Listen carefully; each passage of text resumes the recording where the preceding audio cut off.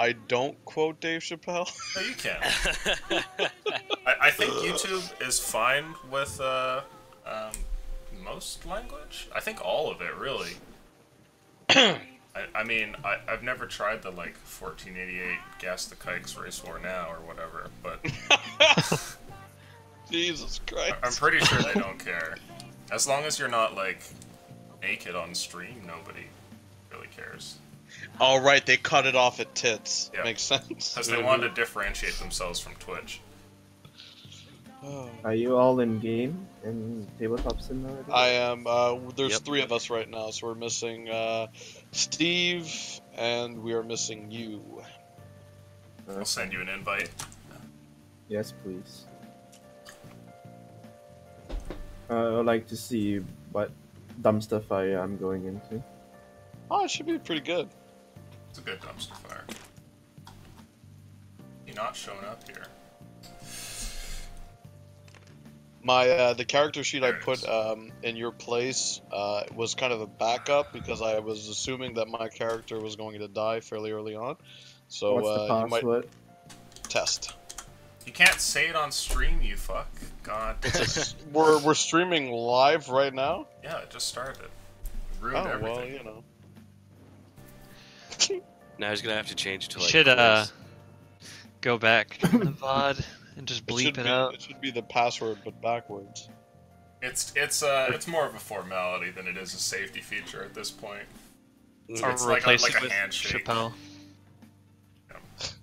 Chappelle Well, saying something like, I What's the entered your, password? Password. well, Alright, I entered your game and I almost crashed. Yeah, Tabletop's it's a little doing. weird. Yeah, it's doing weird things. I also crashed out of the session the first time around. No, Okay, usually you I'm can gonna just try be- again, it'll work out. I'm gonna be green. So right now I've got a whole bunch of sheets and dice and things like that laying around. Most people have claimed a color. Chances are green is taken, as I see that that sheet is filled out. Oh, I so would like say what's not taken right now. Wait, are they all This. No. The sheet in the corner is my backup for my paladin, so I shifted it over there. He can take that. taken? The It's stuff not back here? actually black. I just over here on the top right. So go ahead and I don't know take if you like can I reset think it. yellow is unused right now. how do I change my color? Click on the top right, and then click on your name and change color. Oh, okay. Then. So it's yellow or Yeah, because that one's not being used. Oh no, he took mine. Oh, are you Is it yellow? not? No, I guess You're I'm purple. purple. I thought I dyed my dice purple. Okay, Very confused. we're all good. There we go. Over here in the top right, there's a couple of bags. You can go ahead Let and me just take just, a character out of them, and what we do is just change their color, add a name to them, and you've essentially created your player's little game piece or whatever. the default spot for yellow is normally right here. Yeah, I just Default shifted over spot because is purple. I felt lonely. On the That's top where right. you were before. Yeah, it's a big table. You guys can shuffle around and fix things up. Let's see here. I need a bard. Why are there no bards? There are no bards. There's just a couple of generic pieces that they take Hmm. whatever's close. Nice. Alright, all the D20s are charging. That's good.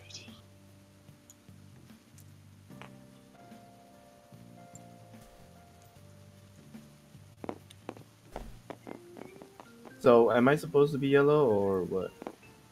Yeah, you're yellow. So do I change this? No, you see, just take the sheet over there. The fact that your name is here means nothing. Just keep your sheet over there. You're all good. Yeah, it's not gonna change anything in the long run.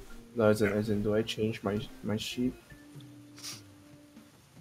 Yes, but you're hovering over my sheet right now. This is your sheet, the black one. On the right, I'm putting arrows on it. So all Oh. this is yours. If it helps, we can So- actually change the color right now. Yeah, it's There we kind of confusing right now. There you go. Where the yellow dice are. Wait, but then why is yellow here? Okay, this is Like I said, I shifted over when there was no one there. If you want, we can swap. It really doesn't no, matter it's to okay. me at all. It's okay. It's just really weird. You'll get used to the setup. It just takes a minute or two. So I'm thinking for your character, how about in this particular city, you're here because there's a noble family that you have some ties to, and you're going to be getting merchandise from them, which is essentially these items that you plan to pawn off. You give them a small cut, and in return, they supply you with these pretty decent forgeries, and you go out and try to pawn them off. How's that sound? Sounds about right. Okay. So let's see here. Missing from tabletop. Steve. Just Steve. Yeah. He said he went to get coffee. Ah, no worries. That sounds like him in the Sounds background. like him. Making weird noises. Damn, I have to switch between. Hmm. If you want to use your PDFs instead of using the tabletop sheets, that's perfectly fine. They're just there as like a tool for stuff that you can use if you like. If The you feel problem like it. is that I would have to switch between this and I think most people play with tabletop kind of like windowed, so that going between the PDFs is easy. So that might help. Yep. I'm I a know that I gangster usually with do two that. screens. Same. We do have a few gangsters with 2 screens. I think actually about that. Steve's Come got back. 2 as well. what do I have to?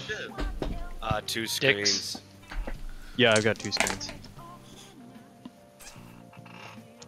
Doesn't it change your life? God It's damn. so Yeah, it much does. easier. It's But yeah. I still use the in-game character sheet. It's easier that way. Well, for Monk, I have no choice. I have the in-game for like skill checks, but Yeah. it like the 55 monk mechanics that I need to keep track of. Yeah. I like having that in front of me. I've got 2 arrows that I rarely use. Thinking so it's about pretty easy to keep track of. The beguiling one that you kill people with. I charm you! Guy falls over. Fuck. I charm you to death. Oh, that's gonna be doing. Not really. No, I don't have charm person. I don't think I have charm person. I'm not talking about you. Were talking about me. Yeah, I know, but I'm just saying. So, let's see here. We got that. How about you hop in here so we get everyone in, and we will start right up. Yep. It's worth Who's mentioning, ready to- listener, that you'll be joining not immediately into the session, but at some point when the players kind of, naturally progress and bump into you. So, you might be playing in the next 10 minutes, you might be playing in an hour, just kind of tune in or whatever, and we'll see. It'll kind of give you a Sure, I moment guess. to observe how they're playing and stuff like that. Judge us. Hmm. Draw. I gotta. grab Let's my look phone for a charger, charlatan. except I'm joining first. No, we could Guys, play this right now. I'm really short on snake oil. I am looking for shoes. Maybe I get ripped true. off. There you go. My poor monk feet. I do not have shoes, but are you interested in an orb of slip? Disconnect from server. You see, Octavio's very cautious of magic, so any mystical or quasi-mystical item. Do not Probably worry, be this different. item is actually not magical at all. You just place it on the I know floor, and if that. it rolls, there's a slope. A slope is there. Wow, genius. It's only yours for 10 GP.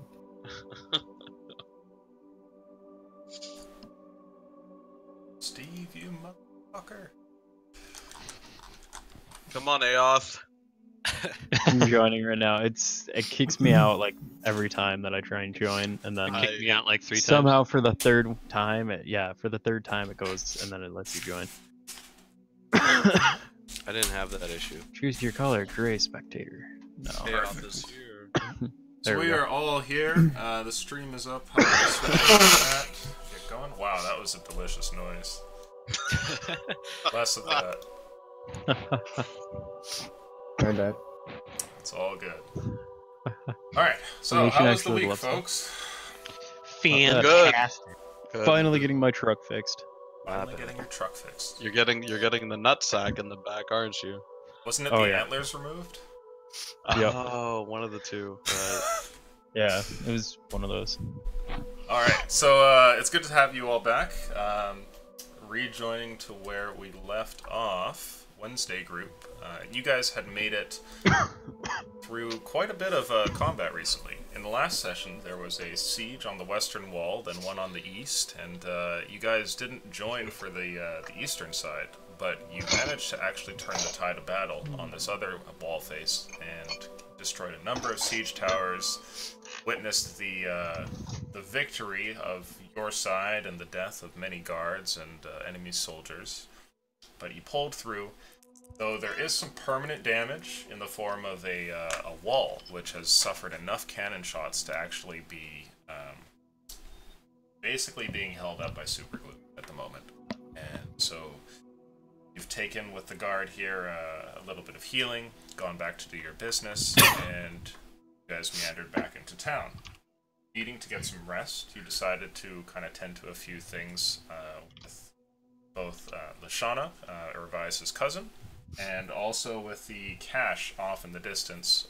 The note that you had picked up off of Burns showed that there was something of import that was over in the warehouse district, and you went to go look at it, and things didn't go according to plan.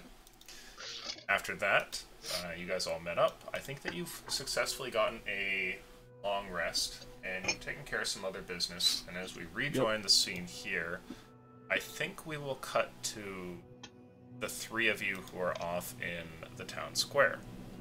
Now, it's the middle of the night, and only the little bit of light that comes from little lanterns which dot along the streets and shop sides give you a vision of what's going on. You've all recently encountered some bit of a scuffle, as there were some robbers who were taking advantage of a shop here, and Octavia, you promptly sent all of them to the ground with horrible injuries, and the guard came by and arrested them. They even paid you a little bit for your services, and now you've all rejoined here at the center of town, having done a good thing, and it's the middle of the night. What do you guys want to do? I'm just kind of clutching my shoulder at this point from the bolt I got earlier. And I'll look to Oth, kind of say, well, so much for resting. Well, I got my rest earlier, so I look at him kind of sarcastically. Right, okay. Clearly you care. Ervias? Yes. Is he alright over there? That one? still Not so much. alive. Yes, he is, but only barely. Apparently my aim shots are a little more lethal than I thought. Does he have shoes? I mean, maybe. Probably. Can I go over and check his shoe situation out? There lays a man here who suffered one of your arrow shots from earlier, and if I'm not mistaken, if I remember correctly, he's dead, is he not? No, Oh, he shot in the leg, no. right? Yeah, I he's shot like, the leg, but he was really close. Yeah, so He passed out from shock or something. He had collapsed, and as you get over to Yep. this man, you can tell that he's not dead, but he's clearly unconscious. And as you go to give it a look, how about we do a roll? Who's feeling lucky tonight? Oh, they're your I'll do shoes, it. Deva. I am so okay, bad. yeah, they're your shoes. I'm so bad. Alright, I'm gonna use the Redeemer here. Yeah! What did you get? 14. 14. 13. He has a pair of very basic, like, workers' boots. They seem to be in decent shape, however. I'll kind of lift his foot up and, with my flexibility, bring it up and kind of put his foot to mine and go like, I would say Yep. that they do fit. okay. And I'll just kind of pull them off, not minding his injury in his other leg, so probably a bit painful. And I'll strap him on. The unconscious Just to man end it. puts up little in terms of protest and merely moves a bit in his pain-induced slumber. I'm gonna flick a piece of copper at him. There, about your shoes. Jesus. Thanks, Oth. No problem. So step 1's done. Should we go back to Revise's cousin's place, or... Nope, I'm starving, actually. Let's go get some food. Yes. Alright. Works for me. Remember, pastries, sausage, strawberries, fruits... I knew you wanted And pastries. Oh, crap. No! The truth guess- comes out. I guess I kind of want You the got pastries. you there. I don't want the donuts with the liquid cream in them. That sounds gross, but all the other stuff I'll try out. Okay. So you guys go searching in the town, looking for a place that might still be open. And given that it's the evening, you do find something, but there's nothing in terms of formal restaurants available to you. Only an inn who still has some lights on. You can hear from within that it must be a somewhat quiet evening going on in there. There's the clinking of glasses, which can be heard beyond the windows, and a couple of conversations that make their way past the wooden door. But it's nothing like the raucous partying that you'll sometimes hear coming from these sorts of establishments. I'll kind of peek my head in. Does it look like they have some kind of kitchen or people going back and forth with food at all? Sure. As you poke your head in, you see a fairly nice, like rustic, heavy wooden beam kind of inn that's been laid out here. There's a bald man behind the counter who seems to be handing out drinks to a few patrons that are sitting there by the little bar stools. And there's a couple tables spread throughout the room as well, one of which seems to have a fairly large group of maybe about 8 look to be commoners, maybe merchants or craftsmen who are currently eating and having some drink, while the rest of the tables are empty. And there is somebody who seems to go from a back door to the table over there with food on occasion. Nice. So I'll wave the other two like towards me enthusiastically, Okay. and I actually want to run in towards the table of 8. Oh, interesting. Okay. Yeah. Where are you guys going as it seems that Ava beelines it over in towards the corner for this large group of people? I'll follow him. Just to Yeah, make sure he doesn't Follow get any in, trouble. and Ava's a girl, and just keep Heard. an eye on her, I guess. A grill. I'm not gonna approach, but Grill. Okay. He's a I'll grill. head to the bar and keep an eye out. Sure. Ava, you step over towards the table, and you're dressed in your monk trappings. It's like some plain clothes with some robes here and there. You have a quarterstaff over your back, and as you kind of step up, it's clear that these are not fighting men and are more so just regular people of the town. Though one of them seems to be fairly well dressed. He has some kind of a jacket on, whose elaborate filigree portrays an amount of wealth the others don't seem to match. They look over at you as you approach, and Can one of I- them turns around and Oops, I says, got it. "Something I can help you with, Missy." Can I insight check the table if my looks have thrown anyone off in a good way? Oh, sure. Make an insight check. Potential fuego, give me the bounce.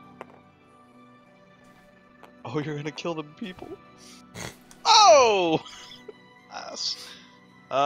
Insight, I think that's a plus 3, so that is a 21. You get the sense that the table overall is not displeased about you stepping over towards it, but you're clearly someone they weren't expecting. And so as they look over and cordially ask you what you're doing, you get the sense that there's no sort of like ill will between the two of you yet.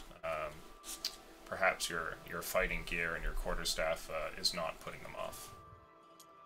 Okay, I'll just kind of put a gentle hand on the guy nearest to me on my left, and I'll just reach over onto the table and grab some food. and eat it and just go, oh, thank you, I'm so famished. Okay, you don't quite get to that. As you reach forward, the man whose food you're grabbing, grabs your wrist, and he just looks at you and he says, "The fuck are you doing?" I look at him kind of insulted. It's like, well, now I'm not gonna buy you guys around. Make a persuasion check for me. Clearly Ava's strength, 100%. I need an its eye right now. I need something just real good and average. Natural 20! Someone calls over from the other side of the table. Well, you should have opened with that. And he like waves his hand and calls to the servant girl that's bringing food over. And says, "Hey, can you get an extra chair for us?" And she gives like a nod and starts to meander off into another corner of the room. Comes back with a chair for you. Awesome. I'll sit down and I'll ask her, can you get us around, please? And some pastries, some fruit, some sausage. Pastries, not the donuts with the cream, please. And I'll look over my shoulder. What do you want, guys?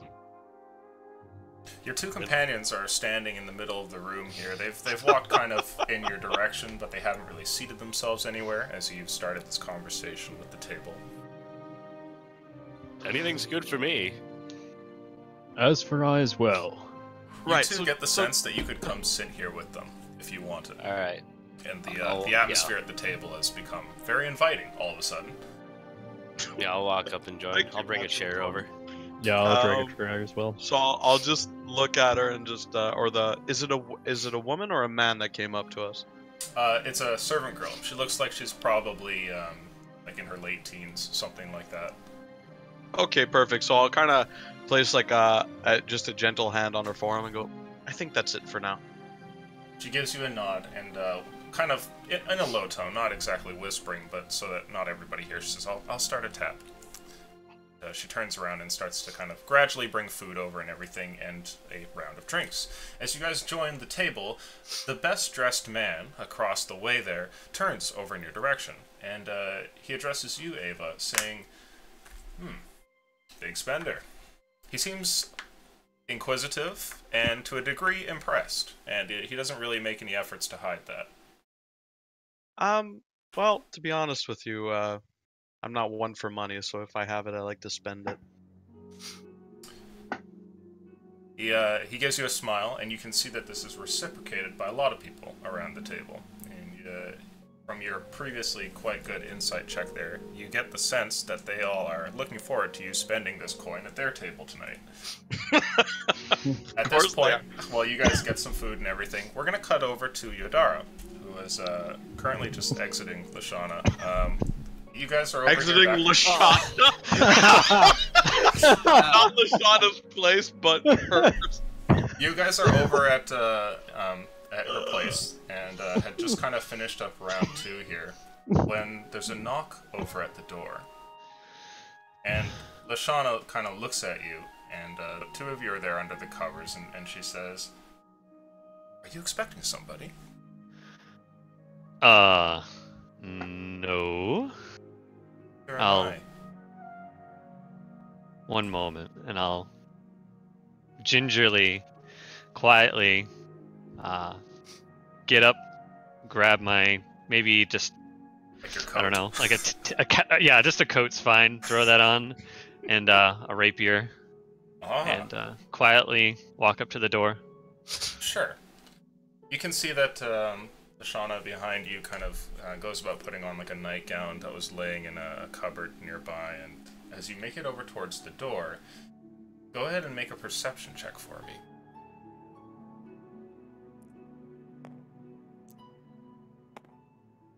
Oh, that's a 6. Okay. On occasion, when you are standing on a door and somebody is on the other side, their heavy breathing, or maybe the sound of the horse that they rode in on, or something like that, betrays their presence. But as you make your way over to the door, you hear nothing from beyond the other side.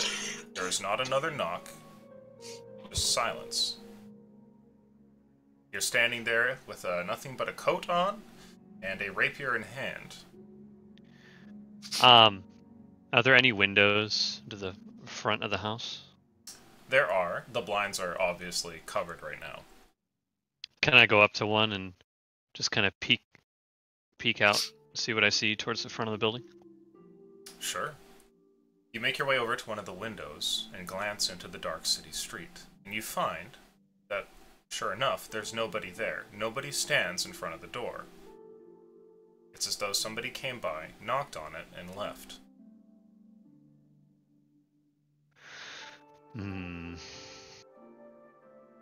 I'll wait there for a moment, just quietly listening.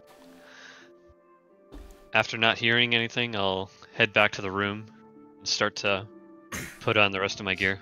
You're halfway over towards your gear when there's another knock. Turn back around, walk up to the door, put my ear up to it, and I'll say, "Who's there?"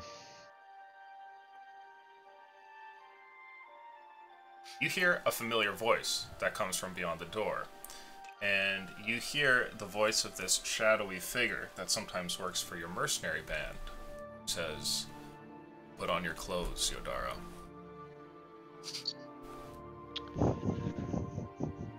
All right. Give me a moment. And I'll head back to the room. Okay. As you're getting dressed, Lashana looks curious but kind of worried at the same time. And as she turns over towards you, she says, "Who's that voice I heard at the door? Are you in trouble?" I don't believe so. Maybe just a little. Nothing I can't talk my way out of, though.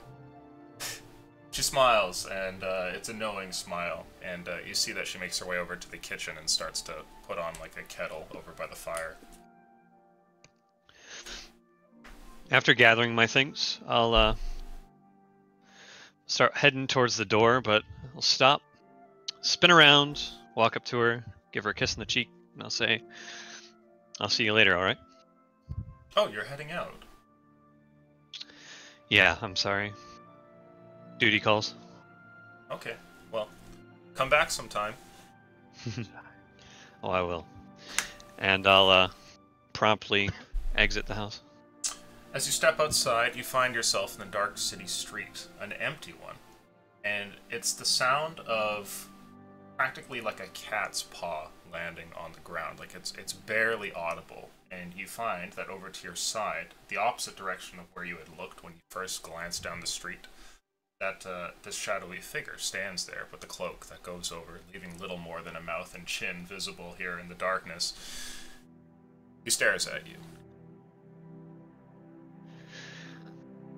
So, what news do you have? I hear Burns is dead. You've heard correctly. And I can't remember if I handed his flask over to Urvias or not, but if I still have it, I'll kind of like... Urvias, would you mind checking your inventory for me? No, he didn't give it to me. Okay, yeah, okay. So I'll take it out of my pocket and I'll just kind of shake it. He gives it a look and he goes, "Regrettable.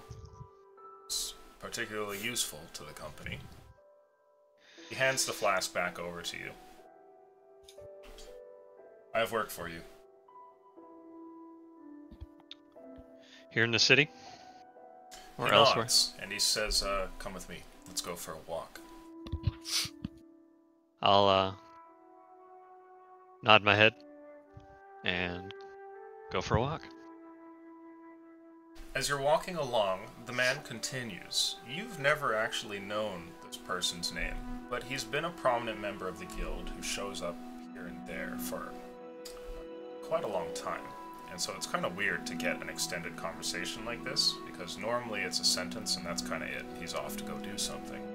But as the two of you wander around, he leads you down a dark alleyway, which seems to be deserted. And when you're there, he begins to talk. He says, "With Burns out of the picture, there's a leadership position open. I know that you're thirsty, Yodara." Is it that obvious? No, you hide it fairly well, but I'm receptive. I've been watching you for some time, and I think that you would be fit for the position.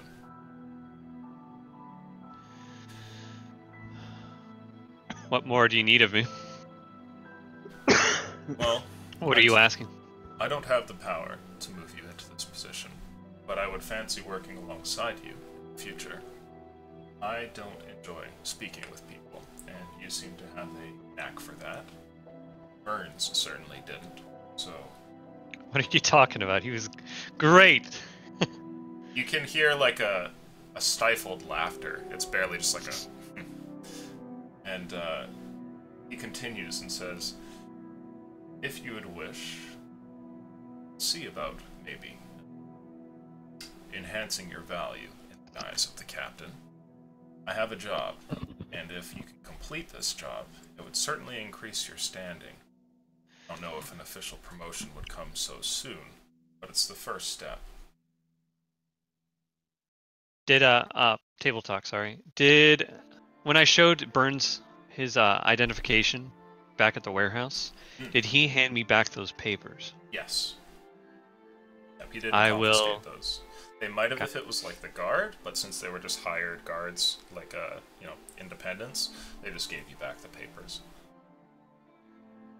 I will reach into my pocket, pull out the paper of Burns's notes, and I'll say, does this have anything to do with a certain cache here in town? No, this is separate, but I'll look into this. I'll hand over the notes. Yeah, he gives it a look and kind of folds the thing up and puts it in his pocket as you guys continue to walk, and he says, now, down to business. There's multiple nobles in town, hold the majority of the city's wealth, unlike some cities where the local government and castle has the majority of the coin. Kedum is a bit more spread out, you could say. There is a large amount of wealth to be obtained if we could gain one of their favors and maybe get a contract signed. As it is, I happen to know of one in particular who seems to have a problem, and if this problem could be resolved, he would be willing to hire on Lord Waylandcorp. You could expect to see more ships showing up in the harbor, the city would survive, everybody wins. Is it necessary for the city's survival? Well, I don't know how much fighting on the front lines you've done. My part's been little. But I've watched, and I see the guard population thinning out. As far as Jarma's numbers, I'd say we maybe have a week before the city falls. Time is of the essence, I suppose. To be honest, I'm not sure where my time is best spent, whether on the front lines or doing chores here in town. However, I don't think I won't fantasize about me saving the day out there, but I can do my best. This shadowy figure actually pauses for a second. He places his hand on your chest as if to block you, like he mom arms you as you're going through the alleyway. And just in front, you watch as like a rat runs by in the alley and a cat chases after it. And then he kind of continues walking afterwards. He says, to put things into perspective, the dock is open and no longer blockaded. The amount of reinforcements we could pull in is just determined by whoever's willing to foot the bill. So, I think this would be vastly more important than whatever you could do on the front lines. No offense. None taken. I'm not entirely certain what it is this noble needs. What I do know is that my sources show that his ties to the town and the local area are tenuous at best, and if you can improve his view of keeping this city alive, then he would be willing to spend some money with us. I have a few contacts here and there. I'm not exactly certain what it is that you'll have to do, but I recommend speaking with him. It seems there's a local problem that you might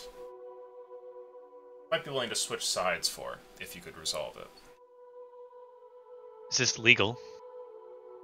Not that it matters. No, it's not. But but if it helps the city survive, then you see he shrugs. Several days ago, if you asked me this, I would have promptly turned you down. However, maybe it's fate. I suppose now I have a motivation here to try to save this place. I'll do your errand. He turns over to you and he places a small scroll in your hand. He says, "You'll find what info you need there. The man's name is Silas Coralin. The Coralin family is involved in a lot of unconventional business. He's looked down upon by a lot of the people in town, blame them for it. But right now, he might be the easiest to sway to our side. Want to see more mercenaries manning the walls? He's the one we're going to have to go and speak with. I say that you take your group, make sure that you do most of the talking, no offense to your friends. Go speak with him and see what you can do." Is he expecting us? Promptly? In a sense. Fair Promptly, enough. I wouldn't keep him waiting longer than you have to. Fair enough. You see that he Before- makes his way over towards a door, and he kind of stands like he's about to go in, and you get a feeling that he's going to end the conversation soon. I never got the pleasure of getting your name. Probably never will. Starts to turn the handle, and as he steps inside, he looks over and he says, "Oh, and there's a tavern, 1 block east away from the center of town. Your friends are there." The fuck? Perceptive, aren't we? Thank you. The door closes as he steps inside to what seems to be a dark and dimly lit hallway to some unknown part of the city. And he walks away. Is there an address? Ah. On the piece of paper, there is an address. I mean, for the building he's going in. Oh, for the one he's going in. No, it's just like a random door in some alleyway somewhere. You could take note of it if you wish. Okay. Yeah, I'll take note. Best I can, but Okay. I'll stand there for a moment. Think about what he just asked me. Okay. And I'll just kind of shake it off, shake my head, and start walking towards the center of town. Alright. Back in the tavern, the rest of you are getting proper liquored at this point, and drinks are showing up on the table. People are starting to move into that party mood, and you're being asked quite a bit about what it is that you guys do. You strange three here seated at the table are kitted out with armor, weapons, shields, the whole bit, and these people seem to want to know what it is you're doing in the city.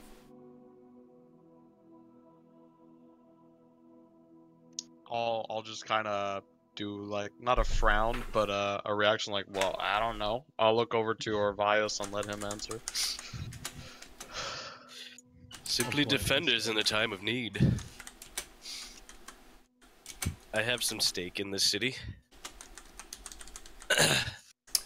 You see that the man looks over and the well-dressed one kind of pauses for a moment before he says, "An investor." Not so much. More of Family, then. yes, nostalgic reasons for wanting to keep this place alive. All the help we can get, I suppose. You see he holds like his glass up high for a second, and he says, a toast to our city's defenders. And everybody kind of clinks their glasses. Do you guys drink as well? Oh yeah. Yeah. Yeah. I'd like to ask the man a question if that's cool. Sure. Yeah, I'll kind of peek over and just, you kind of seem put together. I don't know how else to say it. Do you take care of trade or caravans or things like that? He nods to you. He says, "I own roughly 30% of the farmland in town."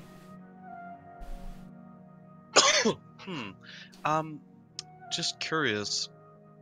It wasn't my purpose here in the city, but if you've heard of Tranquillaris, formerly Nagaroth, you might be familiar with that term instead. We are looking to open some trade routes.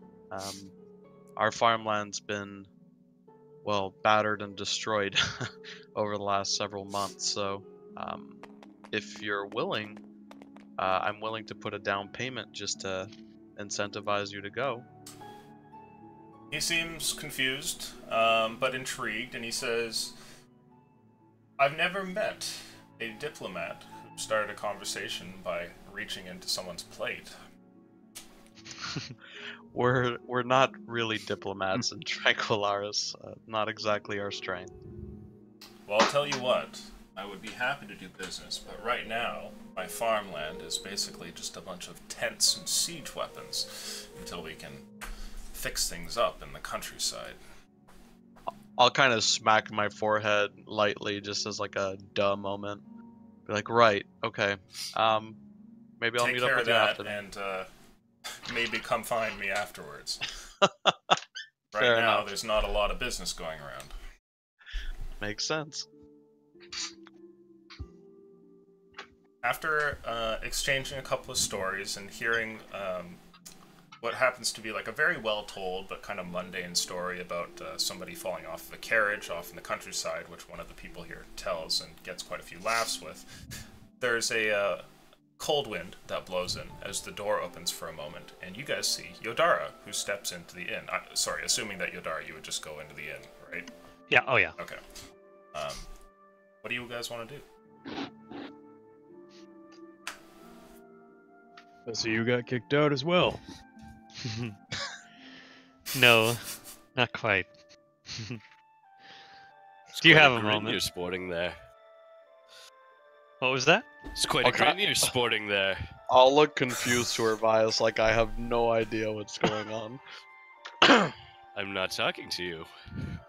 No, I know, but my anyways. No, no, I'm talking. I know.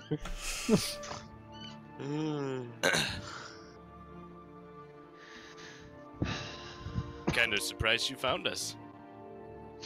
Yeah, it's kind of weird. Do you have I a have- title on us? No. Well, you could say I have my own sparrows lurking about. I'll That's look. besides the point. That's not at all ominous. Can I have a private word, and I'll kind of like look to the others at the table and kind of bow respectively. Sure, they don't seem to be really put off or anything, but I do want to ask you, do you have your mercenary badge out on your clothes? It wouldn't be like super flashy, but yeah, there would probably. Sure, let me Be make a one on my perception check for the table. Okay, well they just rolled a 2. Everything seems to be pretty cool. They're all drunk as fuck. Exactly, yeah. They're like, hey, look, a halfling, and then they just kind of go back to their stuff. And Octavia bought too many drinks. do you guys want to step away from the table for a moment, see what Yodara's up to? Yeah. Sure. Okay. I would be so just ravenous that I wouldn't really catch that he meant me. So I'll just kind of be sitting down and eating, unless someone pulls me away from the table. Nope. Nah, I'd just let you keep eating, and I'd pull off and Hervias over. Okay.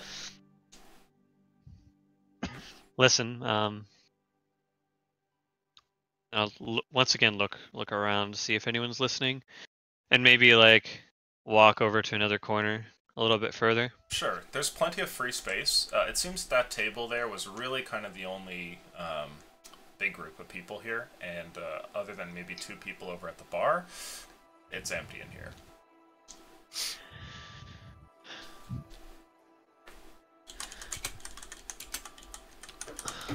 So what's going on? I've had a word with the higher ups. We've been doing well so far, the siege. However, we're running out of time. We're running out of resources. We're running out of men. This won't last long unless we do something. Now, there's a job. And I'll look over to Ava real quick. And it's not exactly legal. It's like, However, Mm-hmm. Go on. it may be necessary to save the city.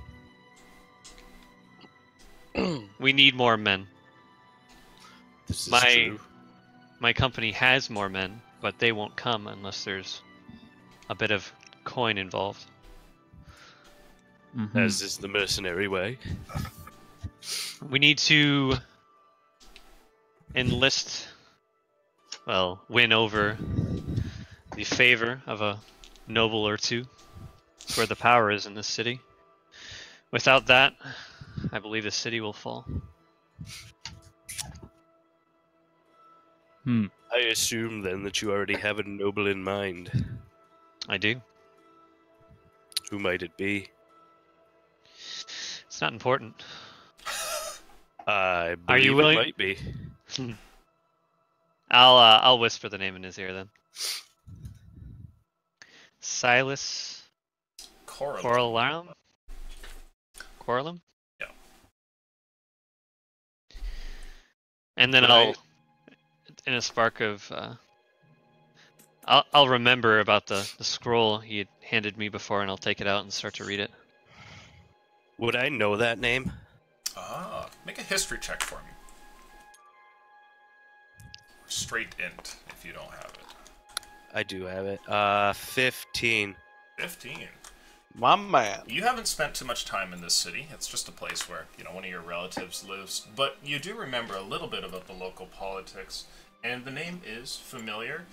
You know that Silas is he's the head of a noble house, so he's not like a minor member or anything like that. He pretty much runs the Corlands.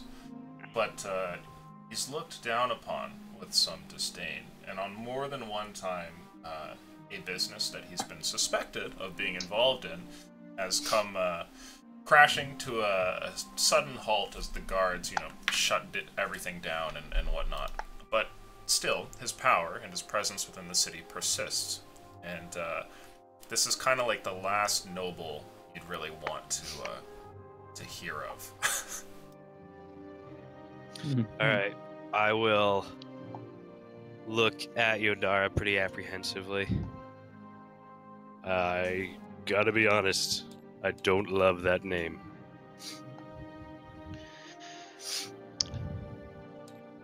Quite frankly, I don't care whether you like him or not. Now, I do care if it saves the city.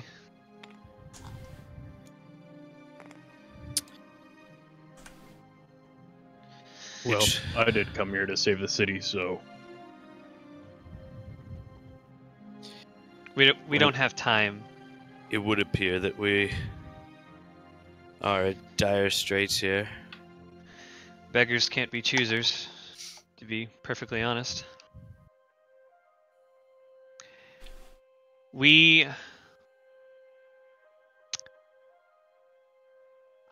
All I'll ask of you,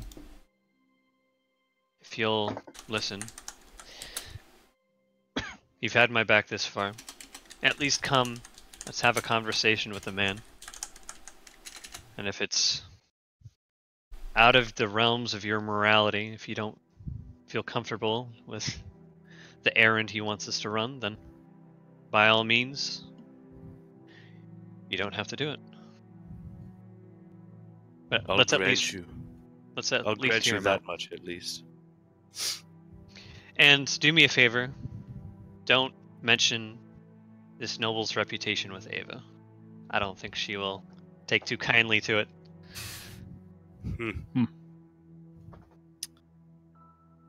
Agreed. all right. Let's For now. at least let her finish eating. Okay. In the tavern here, do you three go and get Ava later, or just sit down at the table and get some food and everything as well, or what do you guys want to do? I'll join the table again. Yodara? Yeah, I'll join the table and get food. I'll sit separately and I'll start studying the scroll and maybe like order like a roll or something. Just Sure, piece of yeah, bread, you drop just like 2 copper pieces on just enough food that, it's not weird that you're sitting here. And the rest of you rejoin. After a little bit, with everybody Having eaten quite a bit and drank to their heart's content, there comes that point in the evening where one person decides it's about time they go home to crash, and everybody else either makes the long haul out into the night and decides to stay up, or kind of takes suit and starts to head back. With the table sort of disbanding, a lot of these peasants kind of, shake your guys' hands and thank you again for what you've done, and you can tell you've made a good impression with them. Most of them seem to be farmers, kind of like people that work for this man here, who owns a lot of the farmland nearby, if his words are to be trusted. And he eventually kind of shakes your guys' hands as well and goes to head off. Okay. Would I have caught his name? Or can I get his Oh, name? certainly. He tells you that his name is... Let's see... Removic.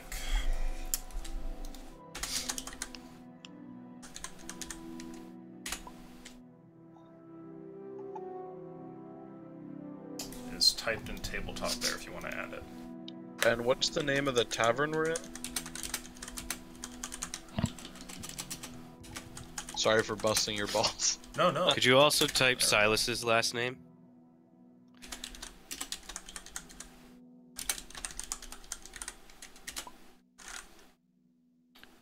Yeah, I was totally wrong. Yeah, I butchered that too. This inn is called the Green Hearth.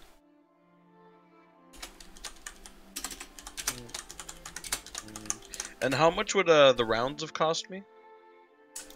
At the end, when everybody's leaving, people take turns kind of going over towards the counter. Some of them pay over here at the table. Either way, as they start to go, the servant girl kind of comes by and hands you a piece of paper that has all of your stuff that's been listed there. And it looks like it's not too much. You owe 2 gold and 7 silver pieces. Okay, I hand it over. Okay. A pretty fair I'm price for an still evening of heavy fucking drink and lots of food. loaded, by the way. No one charged me for the revival, so I'm like... God damn. Alright. 72. Mo money, mo problems. Exactly. So Everyone seems to have give- gone, except for what looks to be like one poor soul over there at the bar, and it seems that he must be like a friend or something like that to the owner, as the two of them are locked in conversation. But other than that, there's nobody else here. Just the servant girl who comes by. She's kind of like sweeping in the corner. Okay, well, I'm gonna head over to the group and see what's next. You are thoroughly stuffed. Nice. And I have shoes. Mission accomplished all around. And I even paid for them. Well, kinda. I mean, Ava. after you stole them. Yeah. Are you ready to... I may have a job that might help this whole siege. Are you willing to help? Sure, if it helps the siege. What are we doing? Well, you see, we may have done well the past day, on the front lines. However, the resources here and the men here won't last all but a week.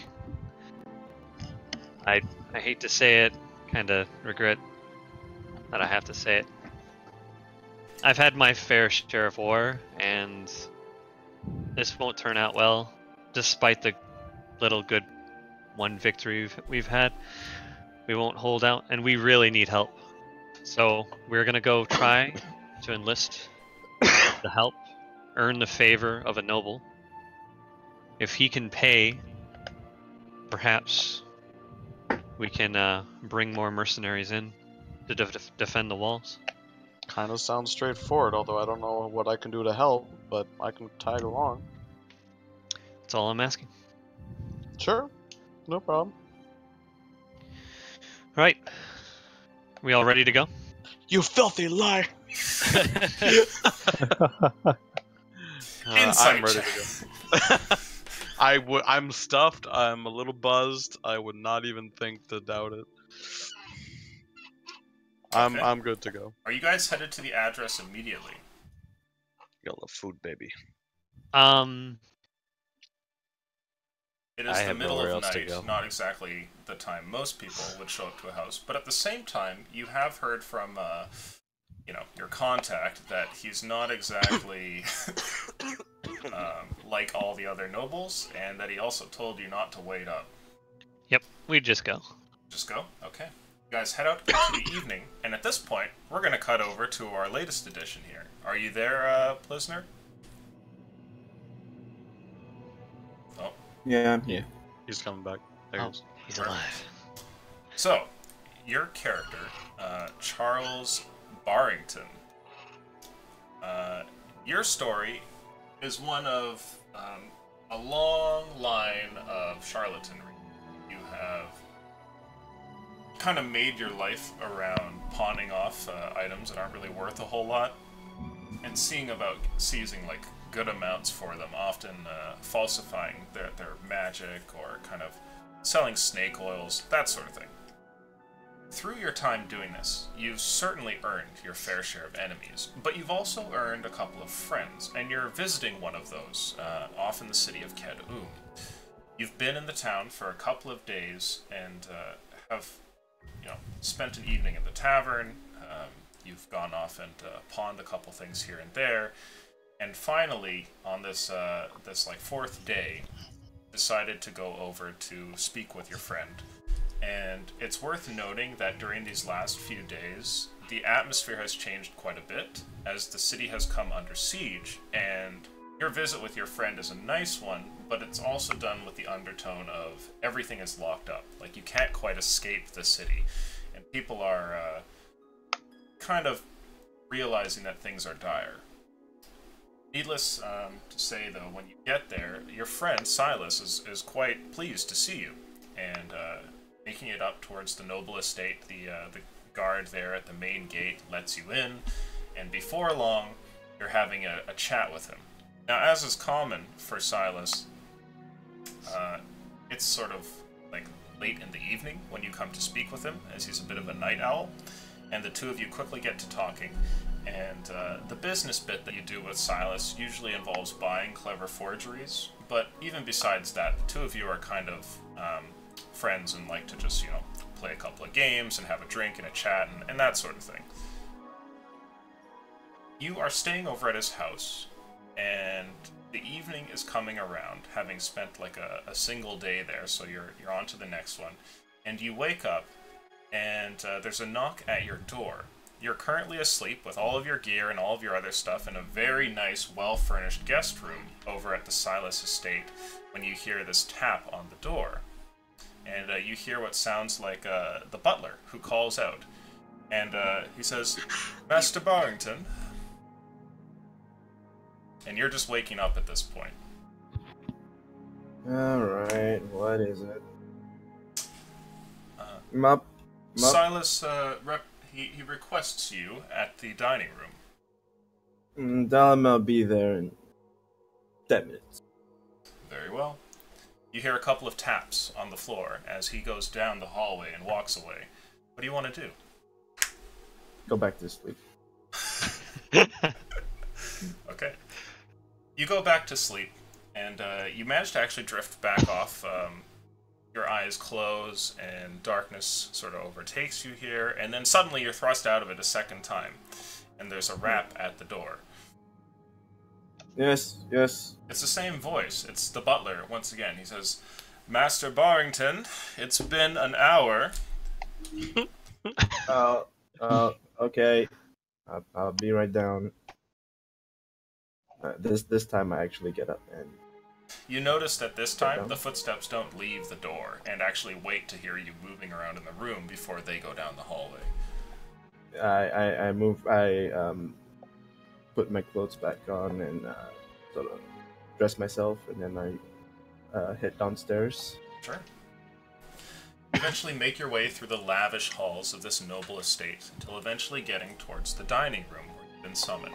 The butler looks over, he gives you a smile and a bow, and you find that there Silas is seated and is kind of having breakfast. You can see that there's a large silver plate in front of him that has eggs and sausages on it and everything like that, even though beyond the window you can tell that the sun is like, you know, just going down.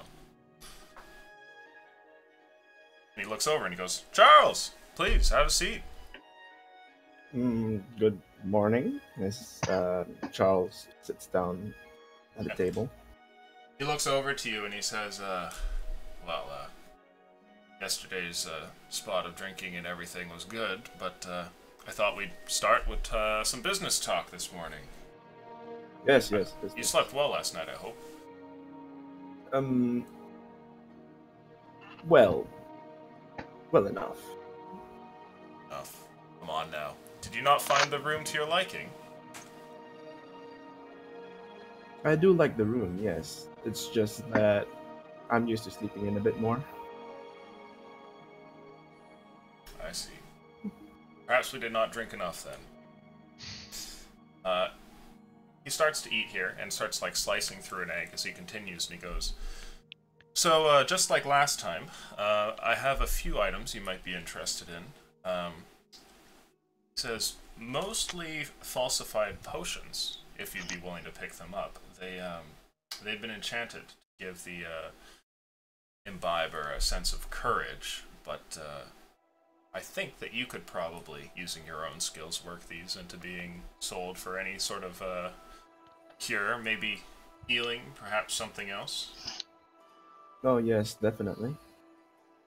He Right makes guy. like a hand motion towards the butler, who steps out of the room and eventually comes back, and he places a chest on the table, which is then opened after the latch is flipped, and you can see these potions here, and they're quite convincing. How many other? He says, "Well, I've got the 5 here, but I can certainly get more. I'm not sure how much coin you have on you these days. You're doing well in the world, I hope." Well, yes. Especially selling a few of my own items as I sort of start pocketing all the 5. Okay. As you take these here, he says, "Good, good. Same cut as last time. But there's a few other things we'll have to discuss. I wish it could all just be fun and games, but I may have to move from the city. You've seen how it is beyond the walls." Well, you mean with the war going on? I can't imagine why. He takes a sip from his wine glass and he says, yes. But I may be relocating soon. My sources say that the city will not last very long. I don't really have much reason to stay. Most of what I own is elsewhere, so... you should expect to see a raven from me sometime in the next few days. And, we'll set up a new location. I have a nice house out in the country. Perhaps we could go there. Well, if you manage to leave, can I come with you? Because I would have skipped town if it weren't for the fact that this entire city is on lockdown. Interesting. He seems to pause for a moment, and I'd like you to make a persuasion check.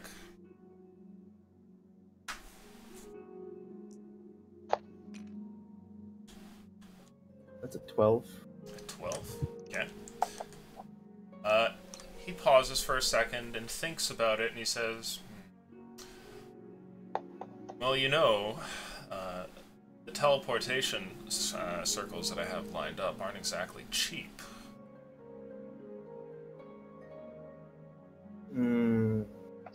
I'll get a smaller cut then for this 5 in exchange. Yeah, he nudges you with his shoulder, and he says, "That's my boy." Sure. You're welcome to stay here if you wish. I was thinking about getting some female entertainment a little bit later. Welcome to join in for that if you wish. But I'm not exactly sure when I'll be leaving, so you might be staying here for a week, maybe a month. We'll see how the city goes. Anything to be safe away from that war that's going on, I suppose. He gives you a nod and he says, "Yes, dreadful business. Not really good for making money. Well, not this kind of thing, at least." And you see that he motions over towards, like, the potions and stuff that you've taken. I mean, you could sell this off to the military as healing potions. Maybe. Desperation is at an all-time high. That's right, that's right. At this point, some food is brought for you, and the two of you kind of sit there, and chat sort of drifts off into a different tone as more of the evening kind of progresses. And instead of talking a lot about business, you find that Silas instead talks to you a little bit about some of the local drama with a couple other nobles here, and they're fascinating stories. You're still waking up, but when the stakes are so high, it's kind of neat to listen to what these people do with their thousands and thousands of gold pieces. Till eventually, something interrupts, and you find that what looks to be a handmaiden of some kind makes her way into the room and whispers to the butler and steps out. And the butler comes over and kind of leans by Silas here and speaks to him. And you can hear that the words aren't exactly whispered, so they're audible for you. But he says in a low tone, "Sir, there's somebody at the door for you." And Silas seems kind of confused at first. He looks over and says, "Excuse me a minute, Charles. I'll be right back." Not expecting guests? Not exactly. Kind of. It's complicated. You see, he kind of like takes 2 steps away, then he turns around, he grabs his wine glass and brings it with him, and starts to wander off down the hall. And at this point, we'll cut back to the rest of you. You 4 have made your way up towards this address here, finding that the estate is a very well patrolled and incredibly wealthy and opulent place with beautiful iron barred gates and everything like that, and certainly more armed men roaming around the walls than you would find at the other estates as you've passed 1 or 2 of them on the way here. Maybe it's just because it's the nighttime, or maybe it's Silas and his proclivity to certain things. But as you guys get up towards the front door here, you find that a doorman kind of greets you all and steps over to speak with you.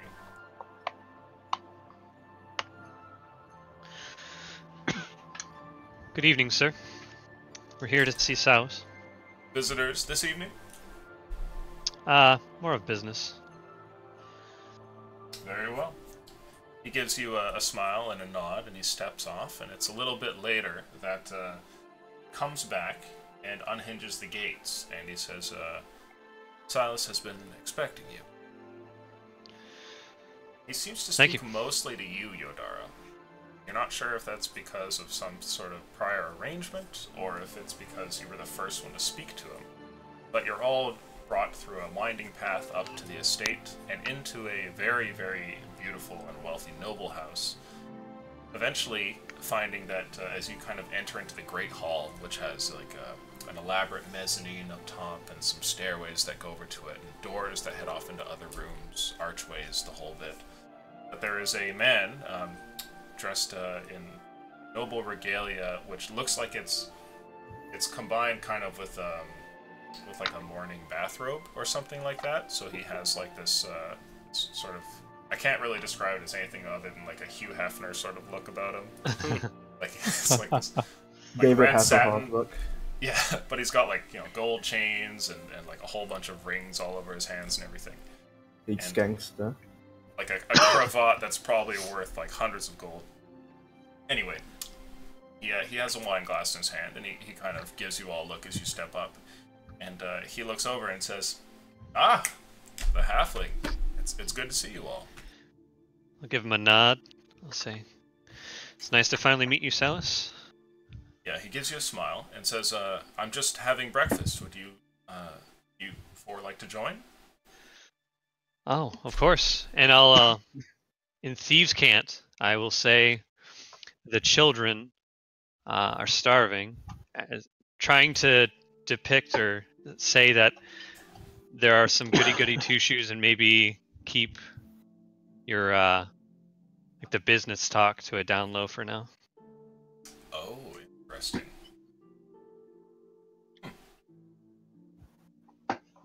He responds in kind, telling you, welcome to the house, and purchased some of these knickknacks from all around the world, blah blah blah, but in Thieves' Cant he tells you that shouldn't be a problem. Alright. He leads you down a hallway and eventually steps into a large dining room. You find that there's a butler standing by the wall, and there's some food on the table. A table which is quite large and could easily seat way more than your entire group.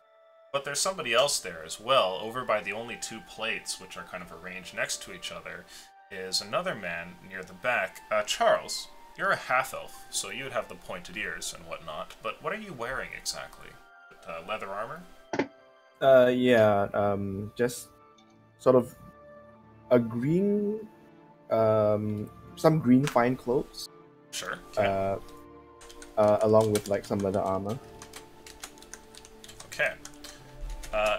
There's leather armor and fine clothes dressing a man who stands at the back there, evidently elven or some kind of that.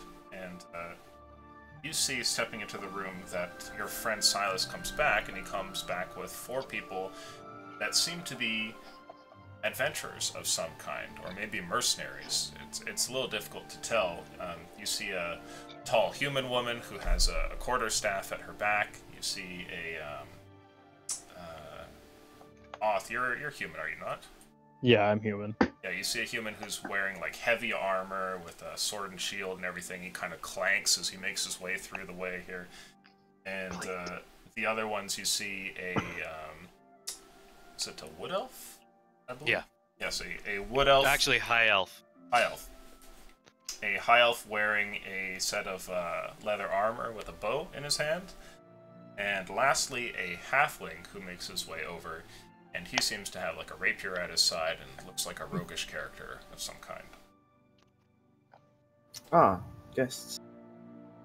Silas continues. He says, Charles, kind of looks over and says, "You're not all from Wayland, are you?" Oh, no, just me. Oh. I give him a kind of gross look, like just shaking my head, like nuh-uh. Says, Not I. there's a pause, like he's looking for the right word, and he says, the free agents. Free agents? Charles, this is an old friend of mine. Please, come sit with us. We're gonna have some breakfast here. Yes, join us. I motion towards the others to feel comfortable. Go ahead and sit down. As you guys sit down, Silas makes his way back over towards his grand chair here, and he turns over towards you, Yodara, and says, "Very well. I was told that Wayland had an offer for me. I take it that's why you were here?" You'd be correct. Am I under the impression I need to give this scroll to him? Oh, no, I would say no. You have to work your way through this on your own. There was very little written on the scroll other than like his name and his address. Well, Charles sort of just looks over this whatever's going down and sort of plucks at his loot. Silas, you'd say the nobles have majority power here in the city, correct? He gives you a nod. And I'd say it's safe to assume you have a lot invested here. And it would be a shame. He holds a fork at you, almost like a dagger, for a second. It's held in his hand, not lightly, but with like a fairly strong grip. He says, "That's where you'd be wrong." Oh? He continues. He grabs a sausage and bites off a piece of it, and kind of finishes chewing there as your food starts to arrive, and as plates are clinking on the table and everything, he says, "Actually, I've evacuated most of my assets from the city ahead of time." You knew this was happening. I heard rumors. I have a few prying eyes, and Jarma's been on my watch list for a while, say. I didn't Why think he would isn't make the his city way all more the way here, prepared? but here he is. Well, the city doesn't know everything that I know. And you don't share what you know with the city? Me and the city are not exactly on the best of terms. some old rivalries and things like that. So you let petty squabbles get in the way of the safety of everyone else here. Not exactly, no. He looks over towards you, Yodara, and says, "So this one's not exactly with you." Oh, she's with me. She's proven quite useful and a reliable friend. I'm kind of like leaning back in my chair, by the way, with like my new boots on display on the table. Like I'm clearly, I'm just kind of chilling, but at the same time, kind of Charles, doing an outward mockery of the whole like super, what's the word I'm looking for? Starts with an O. Fuck. Ostentatious kind of setting. Okay. Charles looks over to you and says, "Nice boots. Did you get them off a peasant or something?" Actually, yeah, for 1 copper. Aren't they that great? Explains it. That explains it. This seems Best to that money alleviate a can little bit buy. of tension between Ava and Silas, and you can tell that you've kind of eased your friend a little bit here. Silas, Yes. if you're not looking to protect an investment here, then maybe you can secure your in future endeavors. Maybe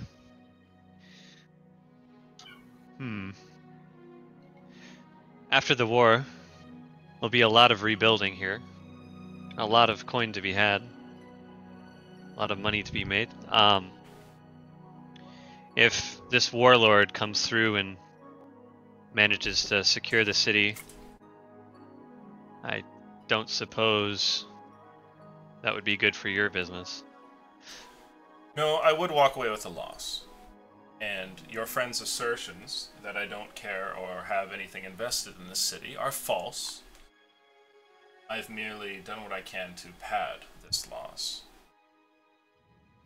I've moved quite a bit of coin out of the city. I've sold some buildings here and there to other sources before this day finally came. But you are correct that there is something to be gained by staying. We're not here to question your motivations. Please, with all due respect. And I'll look to Ava, kind of like shoot a glance. And I'll give you a kind of like shit-eating smile where it's like, okay, okay. We heard there is an errand you may need from us. Yes. Actually, this is perfect. He looks over at you for a second there, Charles, and says, "Charles, about that favor for getting out of town,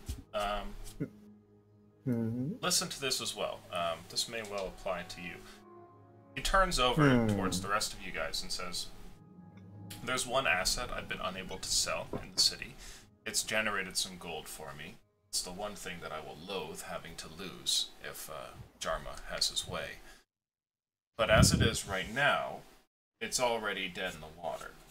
If you guys could reverse such fortunes for me, I would have cause to stay in the city. And as we've already talked," and he looks over at you, Yodara, he says, "and if you could fix this for me, I would be willing to sign a considerable contract with Wayland." To bring more troops, Yes. resources to bolster the defense. But if I can't save this asset, there's really no point, and I might as well take this loss and move on.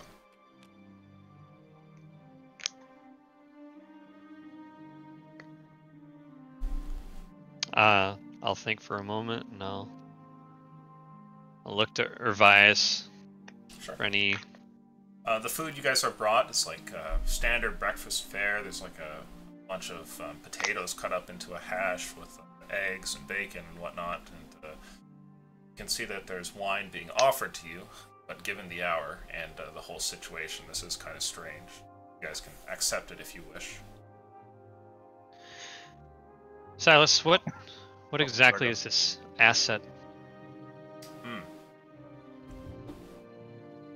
Before we agree to anything, I must ask. He says, "Well,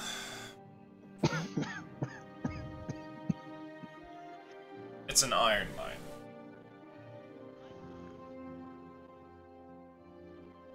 Hence why I couldn't exactly move the thing.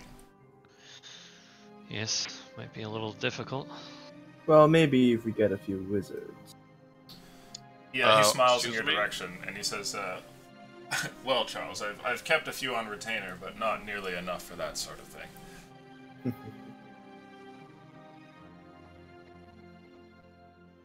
I'm gonna be like a furrowed brow. When I heard wizard, I'm gonna be a little skeptical here. He says, now, I've done a little bit of preliminary scouting. I've purchased some scrying, and I happen to know that, well, the iron mine has become infested by some manner of creatures from further down south. If you can clear them out of there and manage to save the mine, it would be cause enough for me to stay here, and I'd be willing to foot the bill on a considerable contract with Wizard. If you're not feeling up to the task, then there's really no point for me here. I'd rather not commit any of my very expensive servants off to this kind of work. Understandable. I'd be willing to tell you more, such as the location and the exact nature of what's happening in the mine, but not until I have confirmation that you're willing to take the job. It should be just simple combat, though. Something you Wayland Corp fellows seem to be fairly good at. I don't know about your friends here, though. He seems to give like a pointed glance at the one with boots on his table. I'll give him a big smile, like fuck you. Oh, there's no reason to doubt them. I believe they're very capable, and Well, if they have survived this long. they're besides the bravery and grit of the guards of the city, I believe they did their part to save the West Wall from succumbing to the attack. Oh, so you were at the front lines then? We were.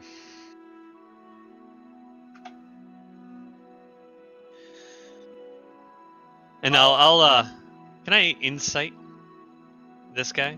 Like, does he look battle tested at all? Does he look like he's done a day's work in his life? Silas or Charles? Charles. Sure, make an insight check. Start. By the Can I way, insight? oh sorry, go ahead. Oh yeah, can I insight Silas? See if he's like what? If I can glean what his intentions might be. Like if he's just, if Yeah, there's go any ahead and modicum make a- of interest for the city. Make That's an a nat insight 20. check. It's only a 10. Okay. You're not exactly sure whether or not Silas does have legitimate feelings about Kedum, or if he's in it just for the coin. But either way, it does seem to have landed him on your side of the fence in a weird kind of way. Mm-hmm. But he seems pretty cold about it. You know, it's pretty difficult to believe that he really cares about the people much, just the way that he kind of carries himself here and talks about them. Yep. Meanwhile, looking over at Charles, you think that this friend of this nobleman certainly has seen some battle in his day, but you think that his magic probably comes from his like this loot that he's holding in hand here, and you think that he's actually a bard of some kind, and there might be something else lurking in there. Hmm. So you do think he would probably have some useful skills, and you get this insight that he probably can ply magical trade in some way or another. So who's trying to incite me again, sorry? The halfling from across the table, Just eyeing you up. Oh, which is the So one that you hear- your master has been. you hear Charles' voice inside your head going, yes. Nice little trick.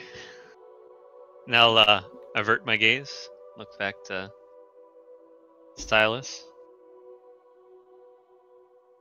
About to say something, and then I'll look back to Urvias and Off, Ava. I You look guys bored willing out to- of my fucking mind, by the way. Willing to do this for a chance at saving the city? I'll kind of It's bring to my serve the arms out city. like an exaggerated actor and go like, well, if it's for the good of the city, I suppose. Oh, Charles laughs really loudly. I know you're hilarious. I knew I could count on you. I am gonna have to make a stop though. I'll go along with it. I as well. I'll give It's hard to Revias see. a stern look. I'll nod and I'll say thank you. Okay.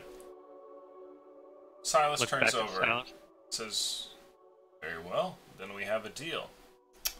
And he looks over towards you, Charles, and says, "Charles, would you mind accompanying these adventurers on this this little job? I'm sure for your abilities, you should find that everything turn out better." Go to what? My death in the front lines? No, Or no. getting eaten in the mines? I would have kept the potions instead of handing them directly over to you, if that were the case. And you see he gives you a big grin. That's true. Well, I suppose. Do need to stretch my limbs quite a bit too, as he sort of stands up. Sure. Fair enough. Let's leave the dining table and discuss things more privately in a different room, shall we? Lead the way.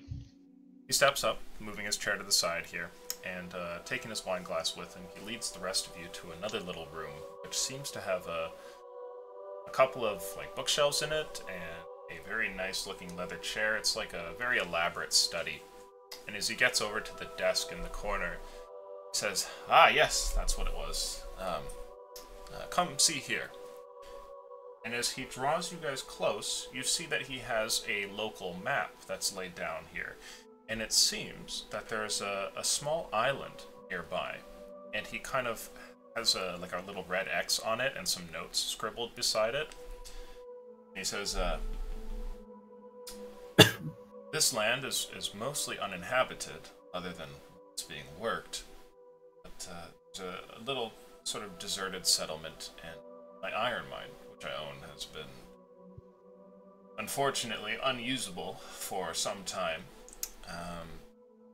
Given that things kind of coincided with when Jarma showed up, I figured I'd just let the thing go.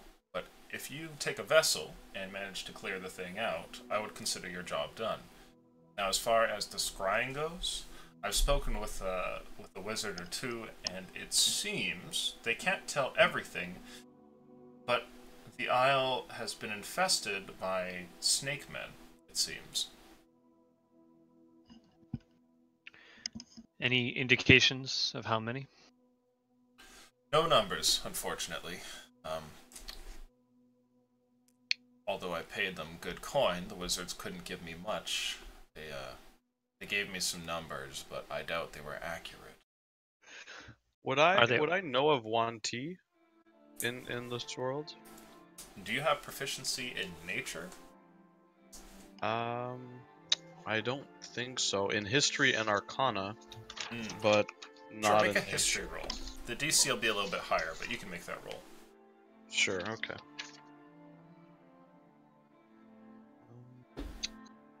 What am I gonna go with here?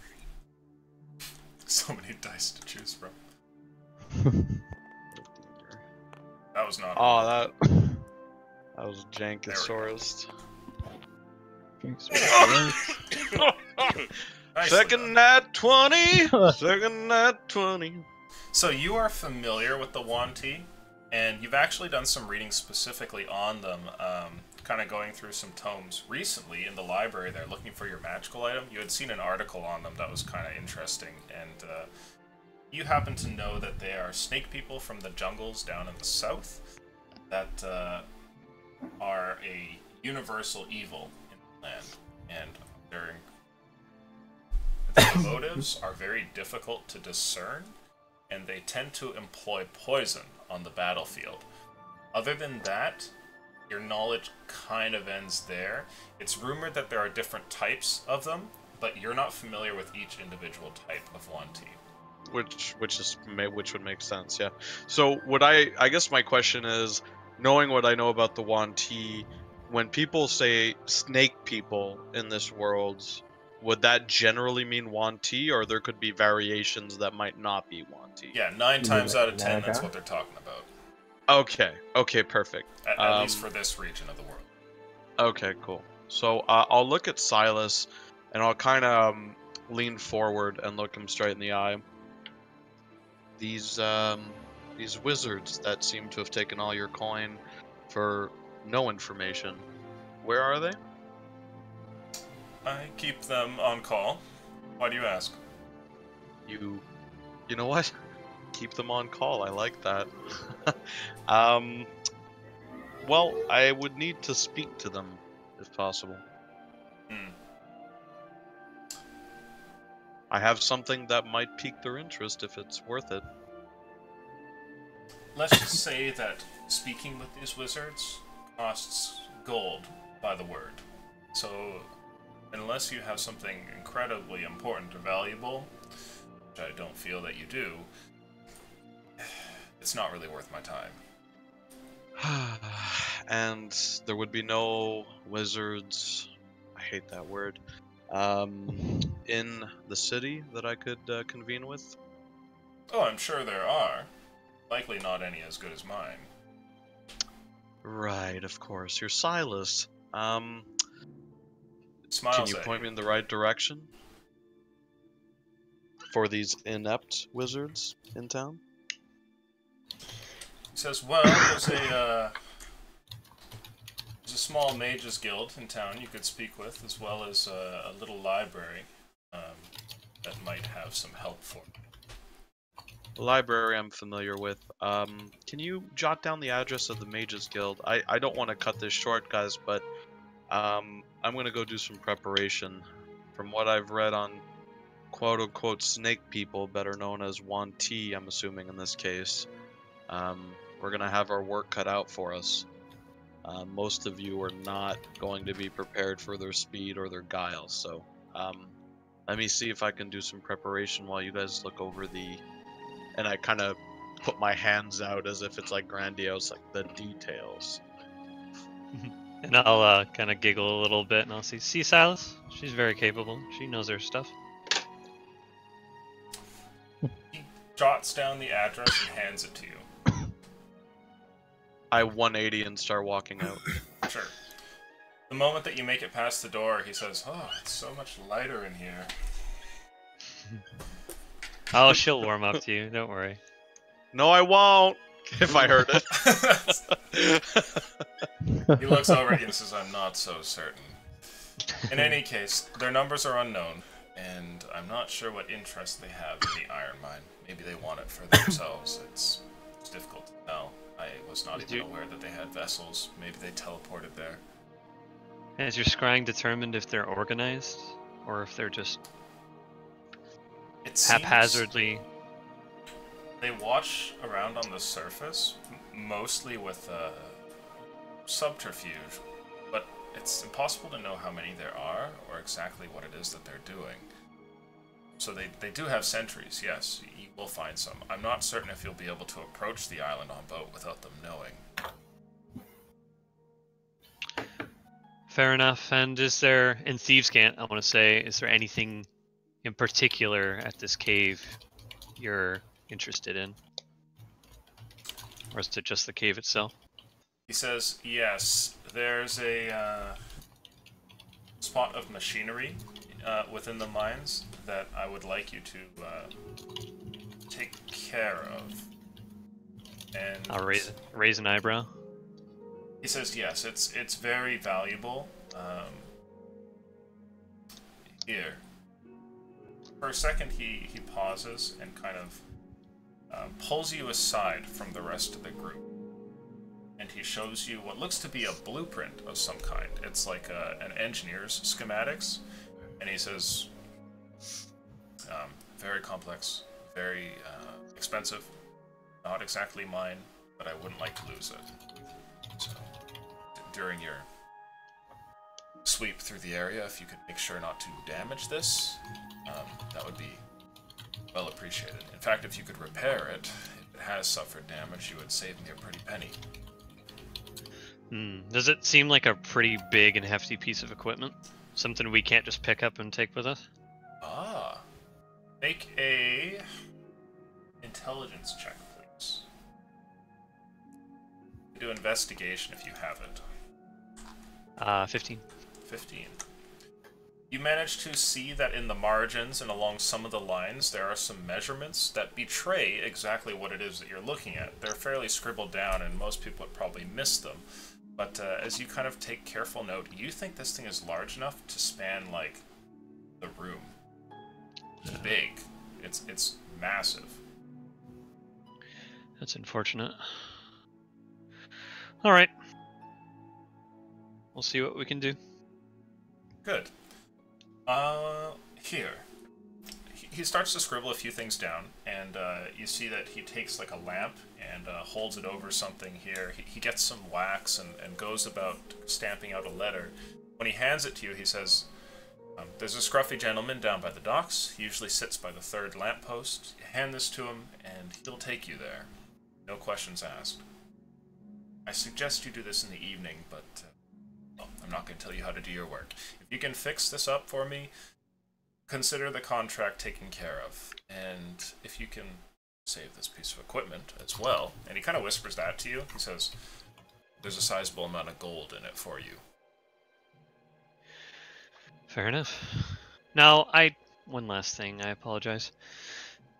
I heard something about potions. Do you have anything that would maybe help against poison? He looks over to you, Charles, and he kind of laughs for a second. And then he looks back over to you, Yodara, and says, no, sorry, I don't have anything like that. Ah, just a shame. Could have made a pretty penny. Kind of jokingly.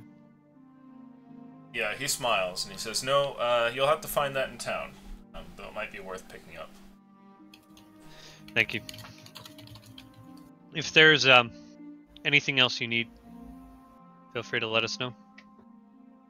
He gives you a nod, and after that, you guys are sort of escorted out of the house with a new member in tow, this friend of this noble here.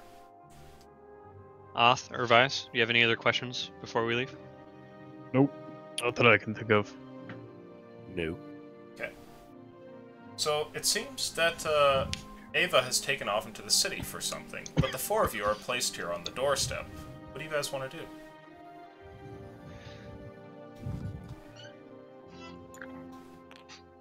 do? Well, I suppose I'll go catch up to Ava and see how she's doing.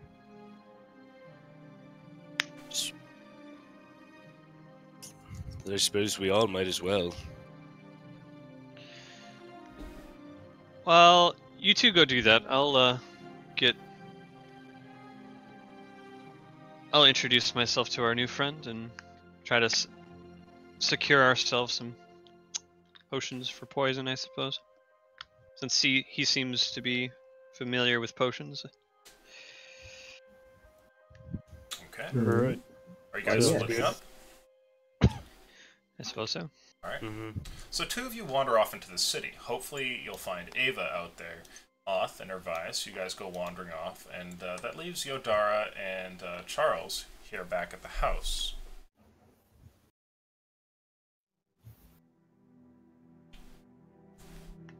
I'd say we'll probably do the bit with Charles and Yodara before we get to what's going on with Ava. Alright. So Charles, tell me a little bit more about yourself. Me? Why, I'm just a traveling bard, that's all. Are you now? Come on, no need to be shy. I don't see any reason for me to share any information with the person I just met. Fair enough. He'll warm up to us eventually. And I'll, No, he won't. No! Now, Charles, I'm not sure if you're from here or not. Do you have I'm any definitely idea? not from here. Oh, brilliant. Well, I suppose it's kind of a shot in the dark to find potions then. You have any idea where we can go? Can I do a perception check to find? Are you affiliated with anyone here that would know? Ah, I see. So I would say, Charles, that given that you've been here a couple of times, you might remember a good place. Go ahead and make a history check for me. And if you don't have history, you could just do straight intelligence. I don't, but I have Jack of all trades, so that's 19. 19. You remember a potion shop in town, actually. A legitimate one. Make a luck roll for me. What's luck roll? A straight d20. D20. 15. This is one of the few places in town that don't hate you. Oh. Like, you've never actually gone there and pawned off anything worthless, whereas a lot of the people here you've kind of taken advantage of in one way or another. This There shop he is! Yeah, this shop is a place you could go to and you wouldn't actually have to worry about the owner basically recognizing who you are. Right, well, I seem to remember a place, shall we? Well, we might need a little gold before we go there, to be quite frank. Perhaps we should stop down at the docks, and I can procure some. And how do you intend to do so? I'll just ask for it. An allowance. Interesting. It'll be profitable for them to invest in this little venture of ours. Well, lead the way then. Gladly. And we'll start making our way down to Wayland. Okay. You head over towards the docks, and meanwhile... I play that song on my lute. Making my way downtown.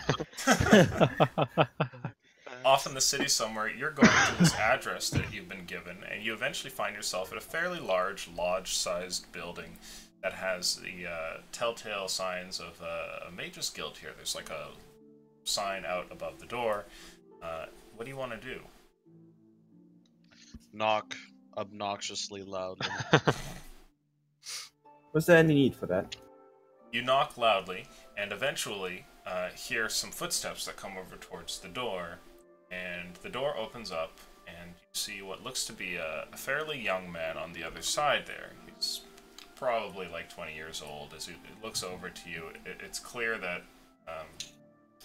he's kind of curious as to why you're at the door, given this hour, because it's midnight, and he sort of holds his lantern up, and you know, the light sort of shines in your face a bit, and he kind of holds it down. He says, "Yes? What are you doing here?" We're in the middle of a siege, boy, and I have some business to conduct with whoever runs this place. Business? Wasn't told we were expecting anybody.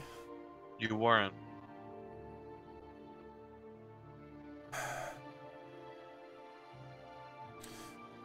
I'll take the staff of lightning out and just like whip the blanket off the top and show him, and cock my eyebrows like, "Are you done wasting my time?" Make an intimidation check. Whew, I need just a good old insight right now. Nice. But of course it's -1, so 13.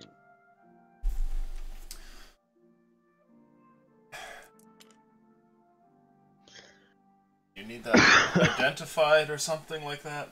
I can do that in the morning. Not identified, I know exactly what it is. I'm sure your teacher, elder, slave master, whatever they're called, is going to be interested in taking it along with a few other things I have. Especially considering we're in a war. So, bring him down, or her, and we'll quickly do some business. Quicker you bring them down, faster I'll leave.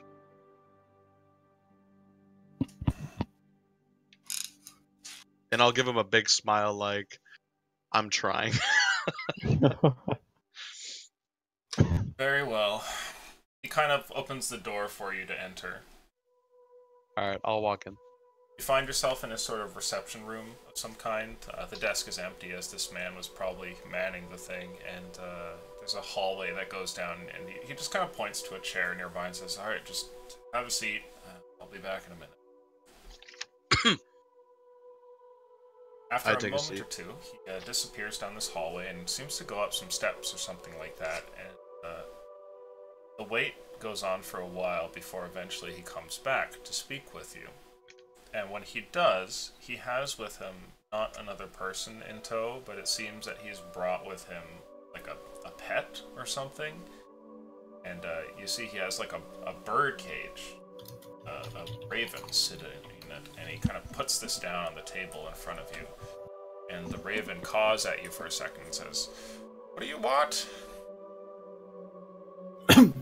Would I have, in my studies of mages, like, would I know what this is roughly? Talking through a familiar, probably, Make right? an Arcana check. Sure.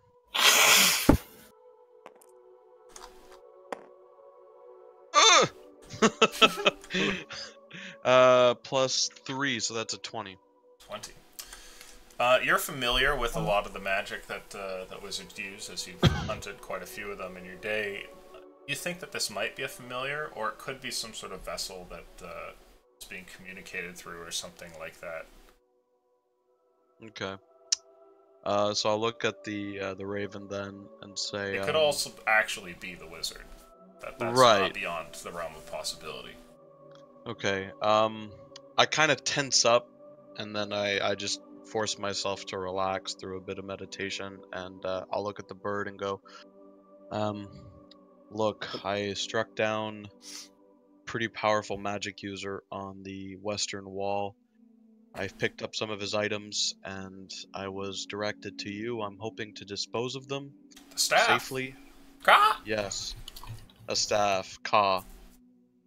And I'm also doing something for the good of the city here, and I could use some advice and maybe some items in exchange. I have a sword as well, finely crafted, wielded, and a religious trinket, which I'm sure has little value to you, but it's Advice for a staff. I'm sorry? Advice for a staff. Item for staff. I'm hoping the advice comes with your instinct to survive. Speak strangely, lady. What we're doing will secure the safety of the city, and it's going to be in your best interest to just give me some of your advice if possible. I'm really just looking to get rid of the staff. Please Very well, stop very well. the I'm up. theatrics. You see that the bird explodes into a cascade of feathers. And then you hear what sounds like a thumping from down the hall, like somebody is coming down steps with very heavy feet. And eventually you see a wizard that makes his way around the corner. He's wearing all blue and like a very pointy cap, and comes over towards you, and he has in his hand not a staff, but a cane that he seems to lean quite a bit on. He's fairly elderly, and he says, Okay. What is it that you want, Ava? Can I... How do you know my name? It's unimportant. I want to get back to bed. Look, if you know my name, and you sense the prejudice I have towards you... I don't really care about your prejudices, or your stupid order. If you want to pawn off the staff, I'd be happy to buy it. It's gonna get spicy. I'll kind of close my eyes and just... Okay. I'll put the staff down, the sword down, the trinket down. And look at him, just flat-faced deadpan go. Protection from poison, or anything that'll mask my movements, is what I ask for payment. Well... For all three... I could get you a ring, protection from poison, and a small amount of gold with it. How's that sound? let's put the ring on the table. What else do you have? Something to muffle my movements? I mean, the boots I just got are fantastic, but if there's anything else that you have, I do have some coin in it, and I put down 180 gold in a bag. Oh, not enough coin. Sorry. There's nothing else I can offer you. Silence, maybe a scroll of Pass Without Trace, something along those lines. If you I don't shake want my to head. have any coin left at the end. Just the ring then, and I'll pick the gold back up. Okay. He seems to pick up your items with magical spectral-like hands that appear nearby and kind of stuff them away into almost nothingness. Like the hand makes a motion like it's putting it somewhere, but it just disappears. And after that, he pulls from his pocket a ring and puts it down onto the desk there, and then pulls out from his pocket a bag of gold, which would not fit in such a small pocket. It kind of like suctions out weirdly. Puts that down. And you've just gained a ring of that gives you resistance to all poison damage, so you take half, and on poison effects you have advantage against them for your saves. And how much gold did he give me? He gives you a pouch of 300 gold. Tabarnak. Damn. Okay.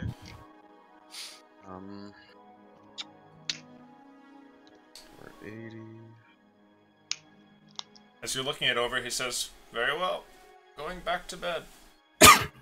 Oh wait, no, there was advice you wanted. Yeah. Wanti, the island, I believe to the west of here. You know of them? This, ships used to come by from there. Don't know why the Wanti would be in the area. Rather strange. It's too cold up here. Must be Well, something they apparently want. It's pretty densely populated.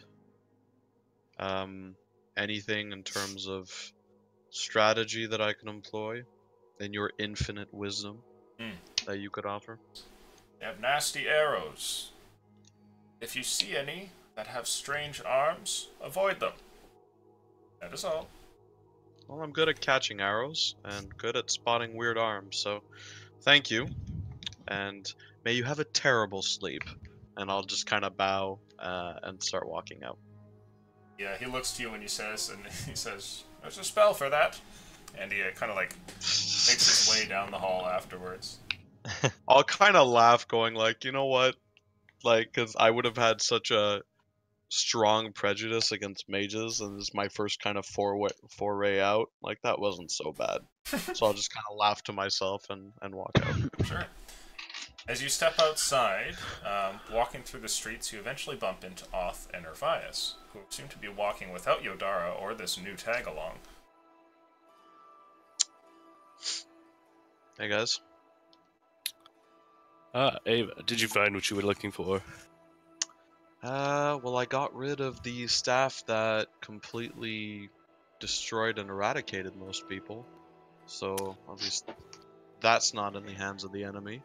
And, That's good. Count I that got- as a win. got some pretty Oh, useless yes. advice. And, oh yeah, something like 300 gold, or however much that's worth. Well, you're doing quite well for yourself then. I guess. I don't know Those how many sound boots pretty that'll nice. get me, but... One or two, probably. Well, I think there's still some shopping to be done. The mage was kind of an old grouch, and I think he was charging me a nice premium for his items. So, I have some advice to give you guys in terms of preparation. We could find a decent store that's open. I wouldn't mind paying for some provisions for you, just so we're a little more prepared. We All may right. have to wait a little while for some stores to open, so if you guys wouldn't mind indulging me, I'd like to head on back to Lashana's and see if I can patch things up before we head off to potential demise again. That seems like a good idea. He wasn't too happy with us. Did the Well, rich you guys. noble give us like there's no rush to get to the island? We can do it in the morning. I'm not entirely certain. It won't take me very long. So if you guys would rather just find, I can point you in the right direction. And then I'll head back and then we can meet up. To be honest, my shoulder's feeling much better, and in a short half hour I can regain my concentration for some of my order abilities. So yeah, we can Oth and I go find a shop if you point us in the right direction. I don't know how we're gonna meet up with Yodara and his mystery band groupie. Well, Silas said that there was a boat that there would be a boat waiting for us at the third lamppost on the dock. So if we wait there, I imagine he'll show up eventually. The dock? Okay, cool. So look, let's just say we'll meet there, and we'll go to the shops. Now, I don't know what to get you. All I can tell you is there's going to be a lot of ranged projectiles coming in, and they'll most likely be tainted with some very nasty poison. I've gotten something for me just to protect the bloodstream magically, I guess. I'm going to inspect the item just to make sure that the old fart didn't put a curse on it. And otherwise, I don't know what we can get you guys. You, Urvius, I'm not too worried. You can strike at a distance, but you, Oth, you're going to be in the thick of it. Well, I do have my mini crossbow here, or my little crossbow. You're not going to out crossbow a 1T with that. Probably not. But you can try. I'll play rather defensive. I mean, you could always just catch the arrows. That's what I do. Oh yes, I'm sure I could probably do that. That I would pay to see. Okay. Well, he'll catch it with something. It won't be his hand, probably, but Probably my knee or my. You've got quite a large shield. I'll tap. I'll give like a That big is tap true. on Oth's shoulder. All right, let's get you equipped then. Anything that you want from the shops, Revise? For me, just some ammunition of my own, and I should be set. Do you Just Can I borrow one of your arrows? Maybe I can get some higher quality ones. oh, certainly. I'll take one and hand it off. Yeah. Here you are. Perfect. And I'll kind of look it over briefly and just pocket it or put it like in my belt sash or something, and then walk off with Oth and Servias gives us the directions. Okay. So, Yep. off in the city here, the two of you wander to this potion shop led by Charles, who has some knowledge of the city, and as you guys get there, much as you would expect, it's closed, like everything else. It's on a long street that has a bunch of different shops, and all of their lights are out. Could we have gone down to the docks first? Sure. Yeah, you guys want to stop by there? Yeah, I would have wanted to approach the captain. Ah, okay. You guys go by the docks, and when you do, you notice that sure enough, there is some sort of scruffy sailor type who seems to be seated smoking a pipe over by the third lamppost. As we walk by, I'll kind of nod my head, and I'll say, "We'll be back soon." The guy kind of like holds out like a hand by the side of his head and puts it by his ear, like he can't hear what you're saying. I'll just kind of shake my head and keep going. I sort of look over to the scruffy old sailor, and in his head he hears, "We'll be back soon." You see his eyebrows raise for a second, and he looks over and he kind of stares around for a second and stares over at you two. And he kind of shakes his pipe at you, like, don't do that. I just give him the biggest shit-eating grin I have and just leave. Okay. After stopping by the docks, you go to this potion shop, and you find yourselves on a long line of shops here on this street, and also you bump into the rest of your group, which is here. And given that it's probably like 2 or 3 o'clock here, if you guys just wait for a while, the shops will probably open, but everything seems to be closed right now. And Octavia, you see that as Yodara steps back over towards the group, he brings with him Charles, this friend of Silas. I had headed off to my cousin's house. Oh, you're going to your cousin's? Okay. Yeah. We can do that eventually. Okay. Whenever. But the rest of you guys here by the shops, what do you guys want to do? Ava, you find anything? I'm Well, sure you did. You're Okay. pretty resourceful. I got rid of the staff of annihilation or whatever it was, and got myself something that should help quite a bit on the island. I also got 300 golds, I guess. I don't know how much that is, but 300 Wait, hold golds. on. You pawned off a staff of annihilation for 300 gold? And a ring. I got a ring. Dude. Yeah. That's not very profitable. I'm not in it for profit, Charles. A spark flies out of Charles's ear. It's good, it's good. Ava, Yeah. should we stop by maybe my captain at Wayland's? Maybe we can procure some supplies for our journey. Profitable for them to outfit us with supplies for this venture. I mean, all they're gonna do is grill us about what we're doing and on and on. And they're gonna give us subpar equipment. I'd much rather deal with someone that's not looking to backstab me first chance they get. No offense. Well, maybe let me go talk to him and just get a. That's an At least some excellent gold. idea. All right. Yeah, so look, I can wait here. I'll meditate. I need to anyways. Maybe help meditate on this wound and get healed up. And when you come back, the shops might be open. I don't know. We can wait a bit longer. Just play some dice in an alley or something. And look, guys, I don't know if you've run into Yuan Ti before, but even by my standards, they're particularly shitty. So we're going to need to prepare, and it's not just a question of bundling up and getting some potions. It's very serious. I don't know if you guys fully appreciate the situation that Silas is putting us in, but Excuse me, out of character, does Ava has a wound? yeah, she has so a bandage I around her shoulder. Where it looks like she's been shot recently. right before this Does a is- healing spell work, or will it just... yeah, it will. I'm down 4 HP right now. Oh, okay. Well, let me check something for a moment. Yeah, you would be able to plainly see through her clothes that Ava is wounded. So if you wanted to heal her, you definitely could.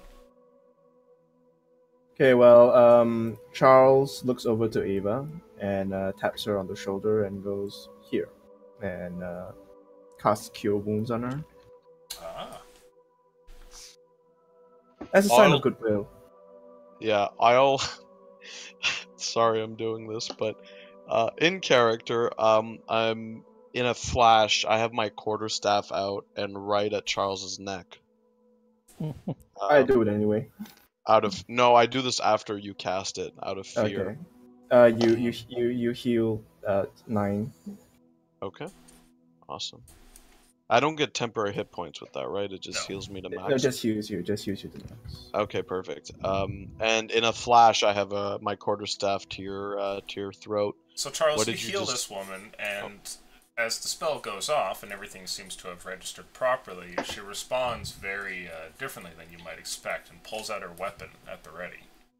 Charles just gives her a smile and goes, yes. What did you just do? I healed your shoulder. I'll kind of look down and look at my bandage and just kind of roll my shoulder around while I still have my weapon at the ready.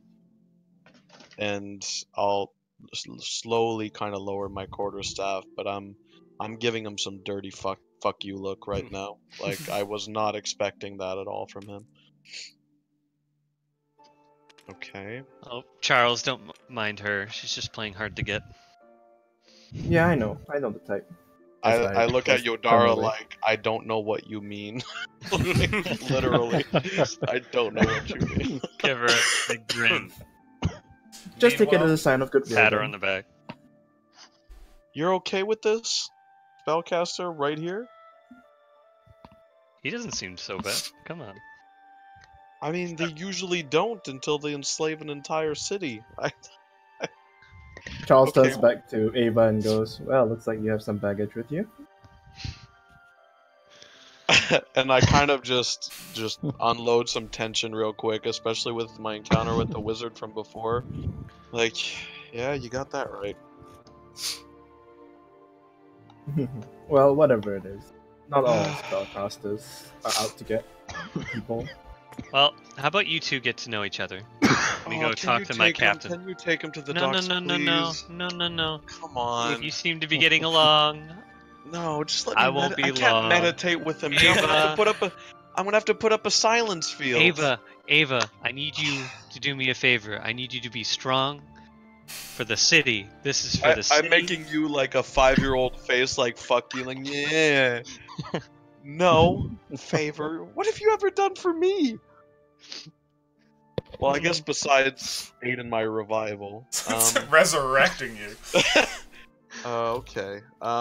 I am putting a silence field down before the meditation, though, and I look at Charles like with a finger. It's kind of half-hearted. It's not a full threat, but I'm looking at him. Charles just looks at Ava, and in her mind, she could hear him speaking. But that's a bad idea. Oh my god! I'm sorry. I front kick him in the chest. Go ahead and roll an attack. Oh. That would scare the shit out of her. That's perfect. That's so good. Your words are enough to startle Ava, and she gives out a kick. It's like non-lethal or anything like that. More like something to distance you. But she kind of fumbles as she does in her surprise, and you're easily able to step to the side and avoid it. Charles just goes, "Hey, I just healed you. Don't hurt yourself again." Ava, please. Charles, a perfect gentleman. Just look at him. The man talks in my head. Yodara, in my head, and I point towards it. What the hell is that? I don't even know sorcerers that can do that. And I look back at Charles. What the hell are you? I'm a traveling bard. No, you're What else not. is there to know? Would I know in my Arcana and history if this is something that bards could do? Make a Arcana check for me, please. Sure, Potential Fuego is fucking getting retired. Although it was perfect. I didn't even want to hit him. So good. Oh, the fuego! Oh, shit Evolution ball of sack. That is 22. I would say that you do know a little bit about this power. It is uncommon, even amongst those who can speak magically, spells and things like that. It requires a decent level of wizardry to do so, or usually like a pact with some sort of outside power. So you would know from that what you have in front of you is either a reasonably powerful wizard, a warlock of some kind, or perhaps he's been bestowed this ability by some other means. So, for Ava being paranoid as she is, it wouldn't be a stretch for her to react assuming he's a warlock? Yeah, that'd be fine. Okay. It'd be like one of two guesses.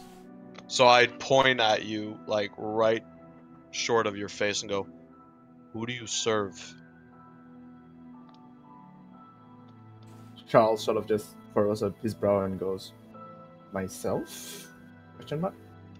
Bullshit.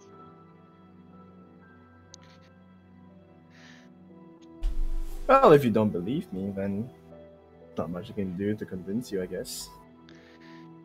Ava, come now. Yodara, one of two things is in front of me. A high-level wizard, which he is not. I'm offended. You should be. or a warlock? I don't know. I've you're seen cool with- plenty of bards in my day. That speak in your head? This is kind of what I do, Yodara. I kind of study these things. Admittedly, Yeah. Odara, you've never met a bard who's spoken to your head.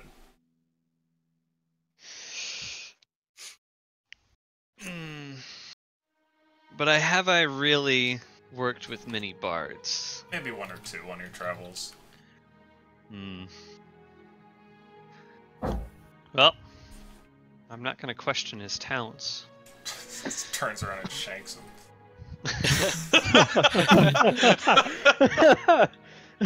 Okay. Gotta get serious. I don't care what he says, Yodara. Serves a goddamn patron. Well, he's not going to kill you. At least sit down, get to know him, talk to him a bit. Maybe you can come to a better understanding of his type, whatever he may be.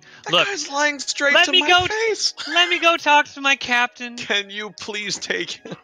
No. This is even more reason for me to leave him.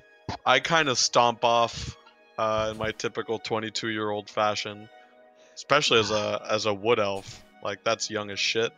And I will cast a silence field at my feet and go into a meditation with my eyes open. A trance, I guess. Charles, please keep an eye on her. I'll be right back. Gladly. Just kind of facepalm and walk off. Oh, Ava, you so crazy. Okay. Somewhere else in the city, you eventually get to Lashana's door here, and before we do that, we're going to take a brief 5-10 minute break. Hey. My blood about to explode. Most of this time, my mic has been muted from me coughing. Why? Feeling a Why are bit you ill? dying? What's up? Feeling I've ill? got like a. No, I've got like a slight cold. Yeah, I'm like at the ends of it. So you are right. Charles is a warlock. Ooh. I kind of figured, right? You're fucking great old one, talking Yeah. people's brains. Yeah, Yeah. there it is. That it is. Yeah. So I'm gonna go heat up some tea, and then I'll be back, and we'll do the next half of the session. And yeah, I'll see you all in a minute. Bard 3, Warlock 2 to be precise. Nice. So it's either that or Alucian had you start at like a level 9 wizard. So I was like, No. I no. I'm a charlatan illusionist bard. So nice. That's cool. I I'm sell- sure being able to talk Yeah. in people's minds is helpful for charlatans. I sell scam items. That's my backstory. This I is sell your scam conscience. Buy the item. items. You want to buy it? Adam. You want to buy it so bad. This is your Uncle Larry. Buy the You item. You have to have this. So that's why I have like 6. Like as you can see, I have 6 level 1 spell slots. Right. That's good though. We're all pretty good on short rests. We jive pretty well. So Mm. you got your Yeah. inspiration back. Inspiration comes back on long rest, not short. Oh, okay. Shows how much I know about it. Mm. But I am a glamour bard, which means that I can pick up to 3 people and give them temporary hit points and let them move on my turn. And warlocks get those spell slots on a short rest. If I'm Yep. not mistaken. Correct. Okay. So for minor things, I can just use my warlock spell slots to just heal or whatever, and then get them back or something. So we have 2 fighters that can get back their shit. Because Urvias, you are a fighter, right? You're just an arcane subclass. Yeah, I'm an arcane archer. So action surges. We have 2 second winds to come back. I get my key points back. It's good. Oh, and I can cast Silent Image for free at will. Nice. Hmm. I can Mhm. cast minor illusion at will, so we can make some tricksters, some tricky things. I can Indeed. cast prestidigitation at will. Yeah, Yay! that's, that, Yay! that's let's just do the Fallout New Vegas thing and just like trick our way through the entire There you speaking go. ship and trick our way through the entire last boss and go. What are you talking about? We're one T. But totally. Oh yeah, I do have a disguise kit, so Hiss. and I'm proficient with it. So if you guys want, I minor illusion scaly arms. Whee! I could just be like, I can dress you up all as UNT. I just need some maybe like 4 or 5 potato sacks. And we kill a few one T. We skin them. It's all good. Although that's a bit dark, but you know we gotta do what we gotta do. We got it. Well, I'm chaotic neutral, so I'll do whatever it takes. There you go. All right, guys. I'm gonna be right back. All right.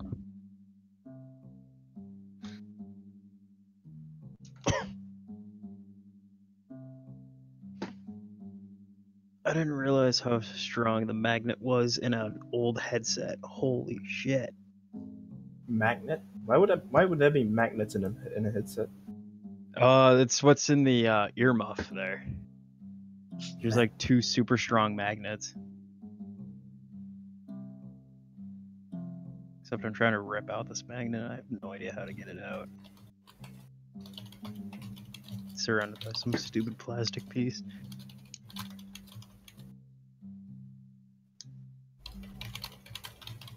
Unless it's just this middle.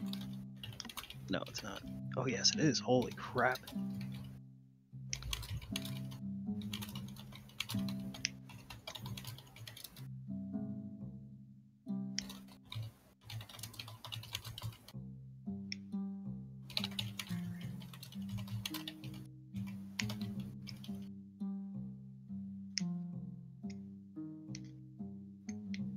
I play a tune on my lute.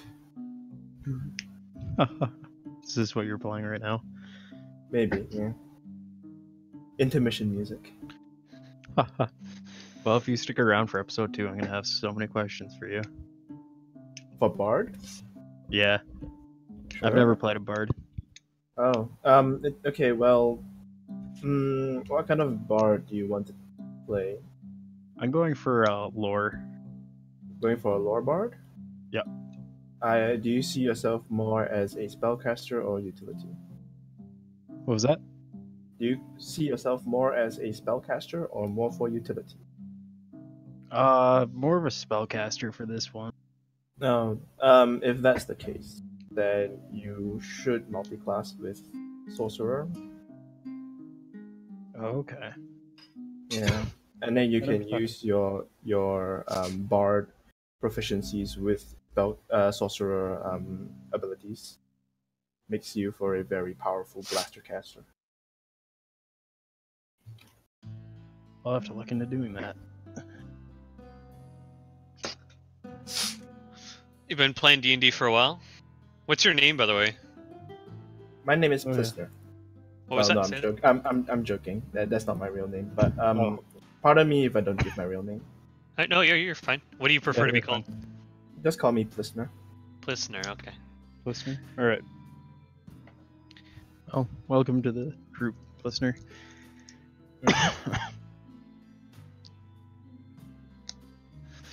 Have you been playing D&D for a while? 2 years plus. It's probably Yeah. about the same as me. Yeah. We're still rookies, Steve. Yep. We're We still are. the Oh, it is squids. short rest for inspiration. I thought I was right. Hmm? That's what Clanran says, anyways.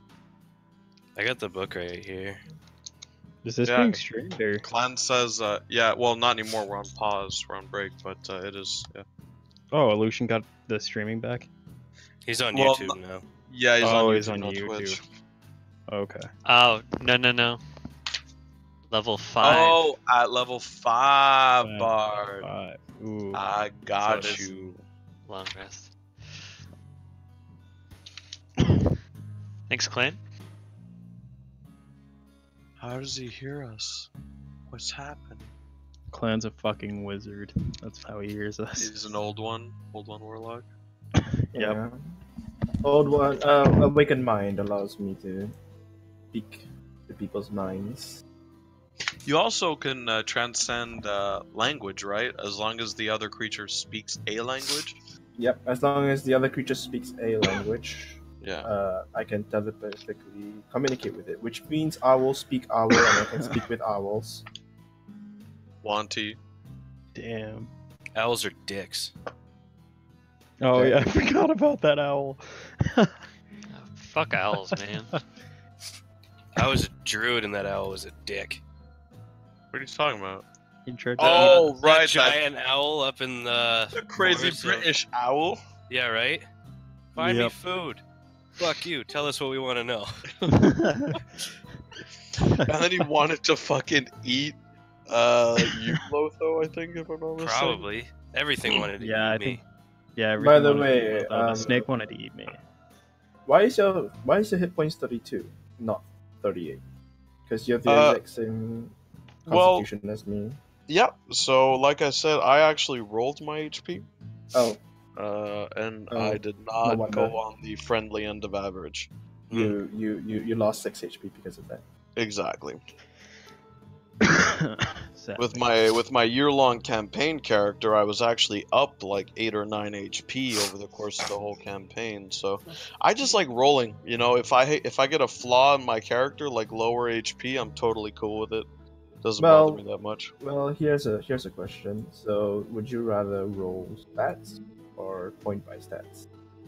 I like point by stats. I would like to play a campaign where I roll stats at one point, and I would even like it where you roll in order, and Yeah, you're discover your forced character. and you're forced with the ordering. Exactly, yeah, you discover your Hmm. character. So I I would be see. open to that because I used to be a min-maxer to the max. I used to spend weeks just fine-tuning a character to make it just a wrecking ball, and I realized when my character got cursed underground, he lost at HP, he got injured, all that thing. Like it forced me to be more creative, and that's my favorite part of D&D. It doesn't have to be everyone's favorite thing, but personally that's where I get a lot of enjoyment. So 32 HP on a monk, it kind of forces me to play like my old rogue, which is dart in and out. I can't be as reckless, but it's good fun. So, how long will this mini campaign last, really? It's no end in sight right now. Aleutian, he writes pretty much every day for episode 2, world building. So our old campaign, Episode one. episode 1, I think took place like 1,000 years at least, right? And it's something yeah, like I think. at least a couple generations. Yeah, before episode 2. So currently what happened is in episode 1, all the gods were kind of in agreement to play in, the god planes, if you want to call them that, or be removed from the earthly plane. And in episode 2, that kind of deal's been broken. So it's going to be a little more chaotic, a little more extreme. No one has dark vision, so there's a goddess of night that's removed dark vision from all races, unless you get it through class. So that's going to make dungeon crawling really fun, with torches and whatnot. So it should be for a little crazier world. Episode 1, the craziness was reserved into areas. So you kind of got the feeling like when we went to the north in the Wood Elf territory, shit got weird, but we expected that. But in the regular areas, it was pretty tame. But in this, it's going to be... Exactly, yeah. So for episode 2, I'm assuming I'm going to be stuck with all of you. So Stuck with us. Can I know exactly what you guys are planning to play? I don't personally know. I don't know Neither about you do guys. I was looking to play looking it. into cleric, but now I'm also kind of looking at one of the newer rangers. Oh, I am too, dude. What if we Are do you? a ranger it? Fuck yeah. That'd be sweet. I'm looking at like a gnome, maybe like Horizon Walker or something, or monsters. Actually, I think Monster Slayer. I think that'd be pretty Nice. funny. I was looking for the skulky one, the the Underdark one. Gloomstalker. Yes, Gloomstalker is the one I was looking at. That would be cool. Another thing you can suggest to Lucian going forward is you want to make a party like themed together so you guys mesh better and Yeah. have a similar backstory, you can discuss that with them and you can arrange that with some group, the group. Yeah. We should all to get together. Which is something this group actually did during their episode 1, I believe. And there No. was- Oh, No. okay. No, Not at all. when I I thought jumped in, you guys started like that. The whole. No, thing. only half of our party started from the beginning. I jumped Yeah. in a little bit. Yeah. Like maybe Well- like how long had you guys been playing when I jumped in? You were probably Well, like a third of the way in. Yeah, We had already I think taken came out- in January around. Steve and I took out the first blight, and Yeah. then we made our way over to find out about more, and I think that's when you came in. Yeah, I Yeah. didn't talk to the party at all about what class and shit. Yeah, just I would jumped say in as a I would say barbarian. this time around I'd be down with connected backstories, but I mean Plisner, sorry. When it comes to composition, we're not big stickler. Like the thing that you'll I guess find out about us is we tend to come up with some unorthodox solutions to victory, and we tend to do pretty well with that. But Yeah. it's hardly ever optimal. So if you want to be that person, you can go ahead. But like I'm not worried if we have 2 barbarians or 2 rangers, it's not bothering me. I'm not bothered about. I'm just wondering. Oh, how cool, it's- perfect. Yeah, Yeah. but it's similar backstories could be fun because rather than doing the whole "we're all strangers in one Right. inn," we could do like, "Hey man, we're brothers." Fuck yeah. Yeah, that's in my opinion, that's a lot better. Yeah, it makes it But jive to a be little fair, stuff like interactions between Charles and Ava makes things a little bit more interesting. Oh yeah, of course. And the moment Yeah. Aleutian told me we were gonna, because I made Ava under the assumption, like I made Ava completely separate from episode 2. I had her built way before, but then we had this kind of non-magic party, and I was like, that's perfect. And when you came in, I'm like, ooh, this is gonna be really interesting because we're gonna have to try to solve some tension there. I mean, she's very young. She just went through a huge civil war under some very nasty magic users, so she's gonna have to kind of relearn the outside world.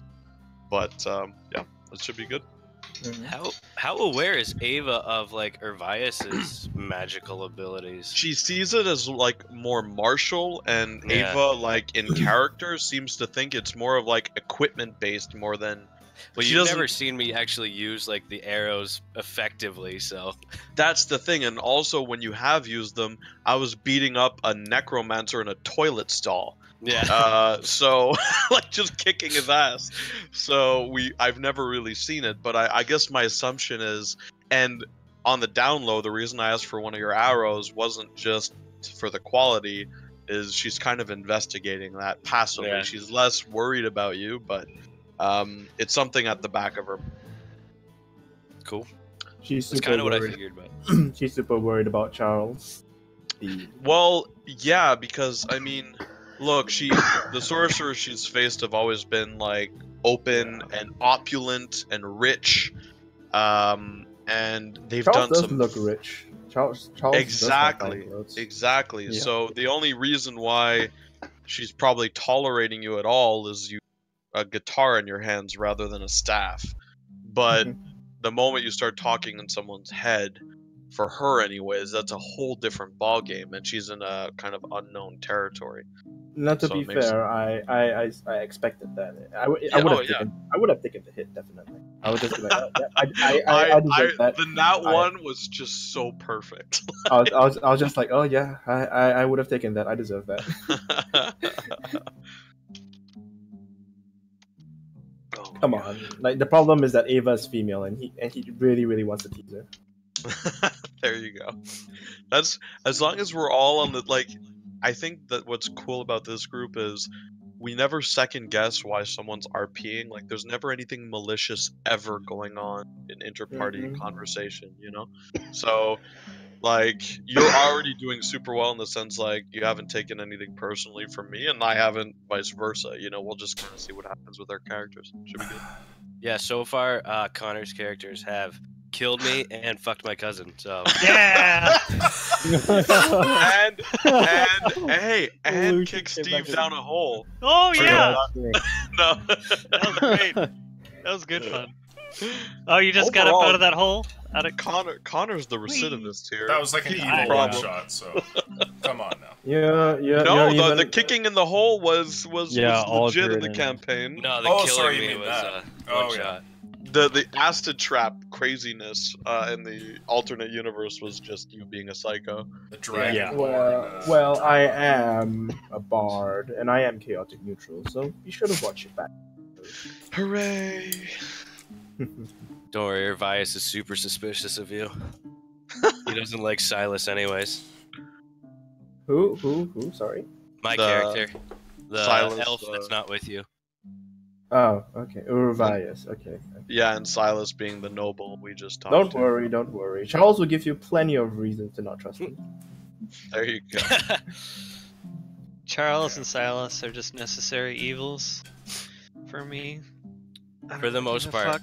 I accept Yeah, that, but Yodara's like super good at playing the long game and just getting what he wants. So that's that's what you're doing, right? You just kind of see people as pawns, is what I'm gathering. To a More or certain less. extent. Do you And you want to buy probably this, have a very empathetic core to you, but on the surface, you like to see yourself as someone who can quietly play the game. You know?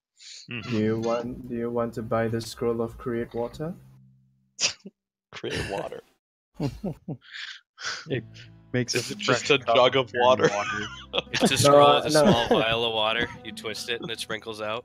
Yep. It just gives you a Dixie cup of dirty water. It's a wet towel. It's actually wet towel.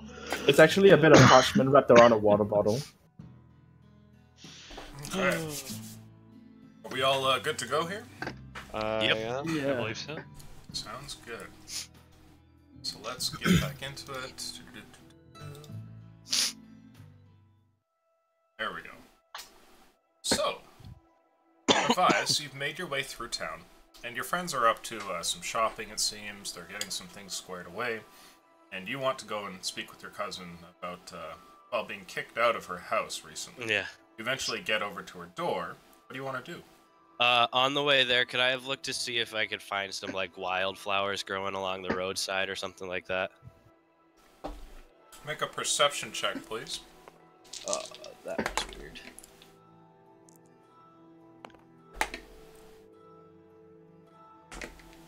$21. You do find some. Are they really nasty? Oh, they're actually kind of nice. No, they're nice. Okay, cool. I'll pick those, kind of make them like presentable, and then I'll head over, and then I'll knock on her door. There's a shuffle over in the direction of the door, and then you hear her voice from the other side. She says, "Who is it?" Oh, it's just an asshole you're quite familiar with. You hear the door unlock, and she opens the door, and she says, "Cousin." I will present the flowers. Please forgive me for my crassness last night. You know I'm always looking out for you. Yeah, she takes the flowers and kind of sets them in a little pot there by the kitchen.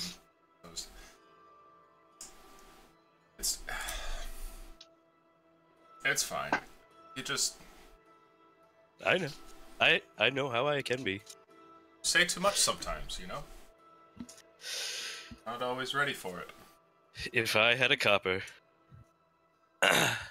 Listen, the reason I did come here to apologize, and I do mean it, and I hope that you take it well, but I've also got some troubling news.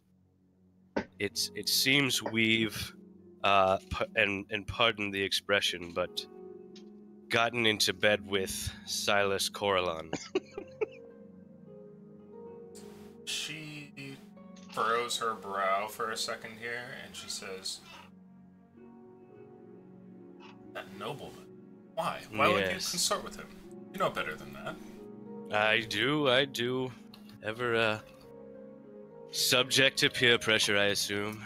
I guess, but Who It got you seems- into that one? It seems just life itself. That's the way it appeared. We've been backed into a corner with this siege. He covers for Yodara. Manika. Trust me, it does not please me, and I'm very troubled about it. It would be obvious if you searched my face. Well, I trust it's for a good reason, not just for some easy coin. No, I don't do that much for coin. I'm no sellsword. Yes, I may be tied up with some right now, but it's always been the adventure for me, and you know that. Sean's lost in the background. She gives you a hug and says, "Okay, well, as long as it's for the greater good." Listen, I want you to be careful. Who knows what could happen? His task takes us away out of the city to a small island off to the west, inhabited by some rather nasty creatures. Well, nothing worse than what you fought here, I imagine. Time will tell, I suppose. We've seen some pretty nasty sights here. I don't have all the information, but I'd like you to be keep that rapier handy. She nods and kind of gives it a glance for a second. You don't think you'll be gone for too long, do you? A day? A day or two. A day, 2 at the most. I will return to you as soon as my feet reach the docks here. Okay, well, if you promise, then. Yes, but if it's more than that, make sure you have a safe... just take care of yourself. She gives you a smile and she nods. It seems I only bring you bad news these days. Well, it's not all bad news. You get to see some old family, I guess. Indeed. Well, this mission appears to be... We're on a clock here, as we seem to be for everything, so... I will part, and I will see you again in a day or two. She seems to understand, and she says, "Well, make haste then, and good luck out there." I will. Be safe, and I'll hug her, and I will walk out the door. Okay. Head back out into the city, and meanwhile, there's a halfling heading over to speak with some mercenaries, and you make your way over towards the dock, and towards the portion of it which seems to be occupied by the Wayland Court. Yes, sir. Just walk right up. Okay. No fucks given. The captain doesn't seem to be out here in the middle of the night, and the only people who are outside are a few guards that seem to be from your mercenary corporation. Just kind of watching and having a chit-chat with one another. You recognize them. I'll just kind of nod as I pass. Okay. As you get over towards the door, one of them looks to you and says, "What are you doing in there, Yodara?" Some unsettled business. Need to speak to the captain.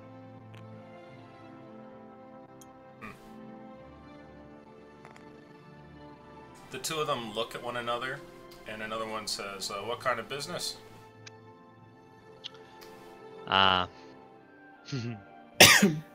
Sorry, it's confidential. And I'll kind of give him a shit-ass grin from ear to ear. He exchanges a glance with the other guard and then looks at you and says, "Watch yourself, Yodara." I always do. He kind of steps out away from the door here so that you can go past. When you head inside, you find that it's kind of like a repurposed guardhouse, almost, and there's a bunch of different people who are sleeping in beds and whatnot. It's kind of quiet in there, and you can see that the captain is not here, but there is a door over towards another back room, and you would assume that he's probably in there.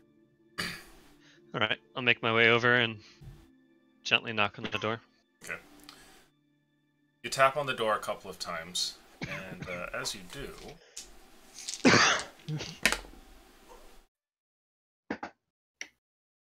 you hear a grumble from the other side.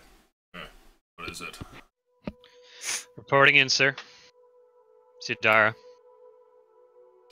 Come in. And I'll enter.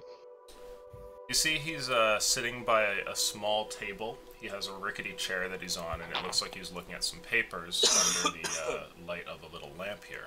He turns over and says, well, be quick with it. I received the scroll. I've spoken with Silas, the noble here in town. We're gonna do his little errand, and we may secure a contract for Wayland to bring in more people.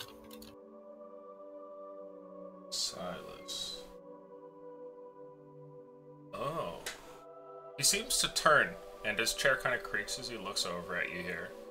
His fingers tap and sort of play on the wood of the table. He says, the nobleman here.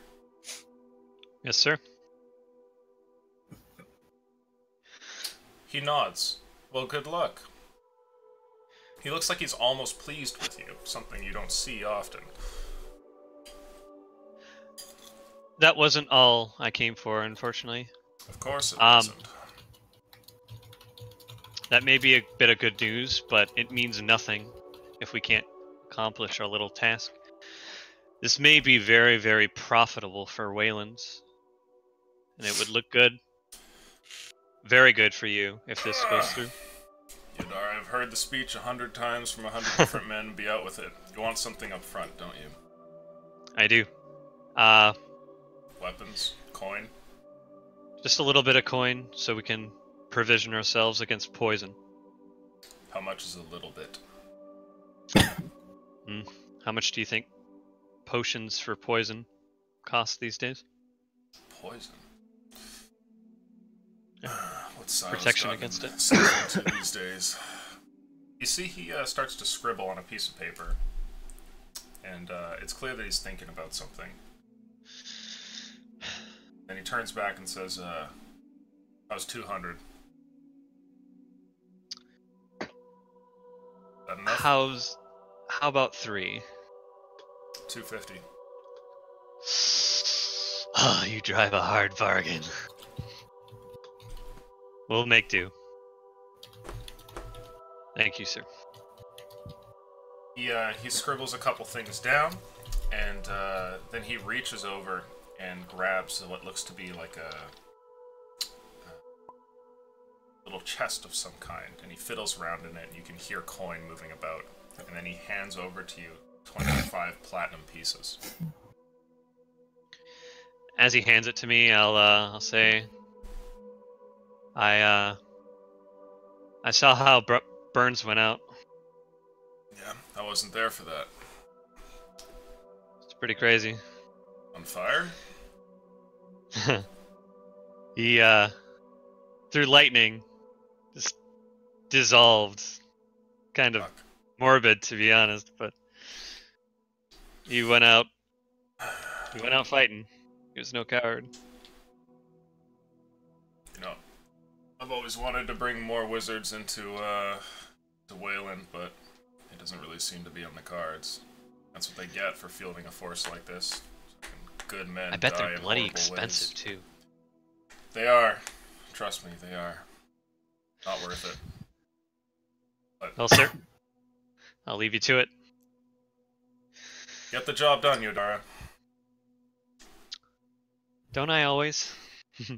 I'll grin and I'll just turn around and start walking to As the you're door. leaving, you hear a mumble, kind of to his desk more than it is to you as you're leaving, and he just says, "I've heard some things." Not nearly enough. I'll go out, Okay. shut the door. Now with And I'll make my way 25 back. platinum, you meet with the group, and meanwhile, you've been attempting to meditate here. Oth and Charles, have you guys been doing anything? I'm willing to just talk to him. Sure. Alright, wait. So, I know you don't really talk to people that you just met, but I'm Oth. I was part of a war and deemed unfit to return from a battle wound that I had. What kind of wound is this? I was, we were fighting in a war, and I, got a little too far behind enemy lines, taking people out one by one, and one of them got me from behind and got his sword right through the back of my shoulder and just nearly missed any of those, like, vital arteries and garbage. And somehow my companions were able to pull me out and give me the help I needed. How long have you known this? How long for have a you known couple who? years. Sorry? These people. Oh. I didn't hear that bit. I met them as we were coming here. Not too very long, but I trust them with my life. Trust. Alright. Well, a band of adventurers coming together and saving the town. That makes for a good Yes. song. Oh yes. Well, if you come up with a song, let me know, and I will gladly take a listen. As you guys are talking there, some footsteps betray a couple people advancing on your group, and you see Urvias return, as well as Yodara from a different direction.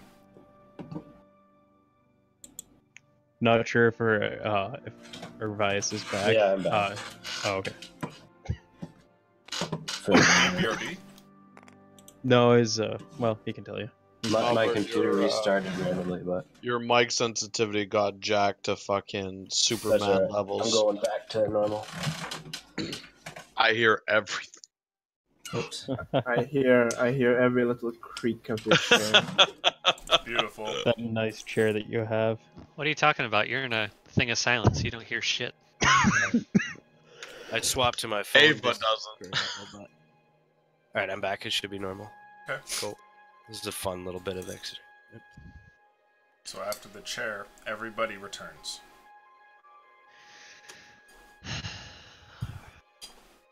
What time would you say it's right now, Lucian? It's pretty early, but you see off towards the horizon what looks like rays of light that are starting to peer over the hills. You can tell that daytime will soon be upon you. Does it look like Ava's kind of finishing up with her meditation, or is she just still... Yeah, doing Ava, her can thing? you go ahead and make for me make a wisdom check for me? A what? Sorry. A wisdom check. Just an infinite and beyond. That's 22. Using her magic here, Ava seems to have put up a field of silence around herself and is managing to meditate. I can wake her up if you want. Oh, that sounds like a bad idea. Well, while she finishes up with that, might as well try to... Which store did you say was Potion store? the potion? Yeah, could you point that out? Okay. Maybe I it'll lead, open a little early for us. I lead Yondara over to the potion store. You see that nearby there's this little shop which you've been brought to, and Charles points at a little... it's like a tiny abode that's kind of stuck in between two larger buildings, so it's like a very kind of squalid, diminutive place, and it has on the front... Let's see here. Somebody make a luck roll for me. Whoever's feeling lucky tonight. I'll do it. Didn't I make a luck roll for it already? We're making a The second hottest luck of roll. all pinks is Oh, coming up. okay. Oh. 11. Meh. Hottest of all pinks needs to charge a little bit more. Yeah, you gotta charge it, man. Gotta Well, charge 'em. it's been charging for a little while. It's been charging next to a 20, so I don't know what's going on there. See that the shop is named Kaya's glass. You can get glass. Oh. Ooh, a female. All right.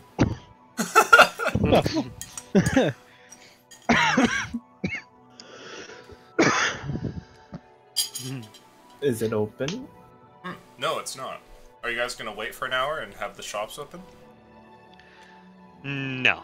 All right, Charles, put on your game face, and I I'll always have my game walk face. up to the door, and I'll gently knock on it. Oh. You give a tap on the door, and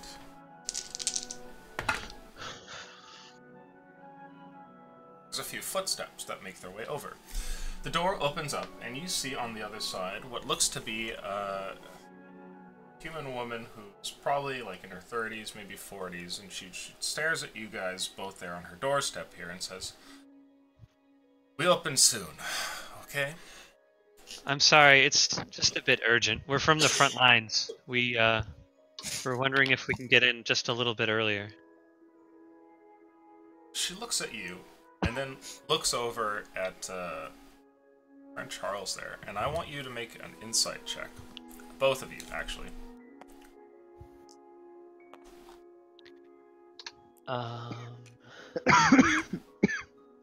13. That's a 9. And a 9? 9.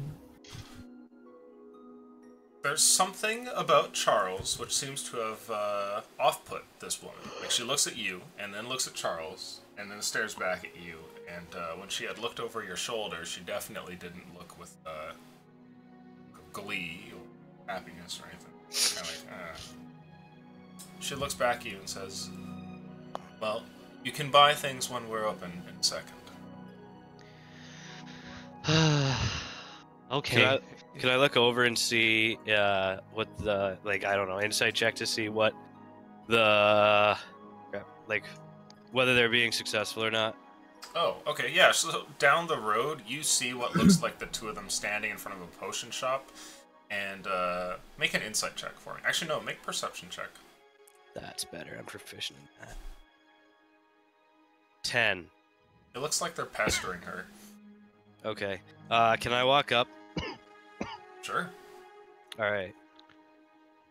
Urvice, you start to approach and walk down the road, and the woman looks at you, Yodara, and says, "Be open soon, okay?" We'll be patient. Thunk! The door closes, and you hear Urvice steps over to you guys. Well, it seems I was a bit too late. But let's try this. I'll knock on the door. Don't piss You her hear off. something from the other side, and it's a woman shouting, and she says, "No!" Forgive me, madam. I'm just looking to purvey a couple of small items, and I'm sure I can make it worth your while. Come, oh, please.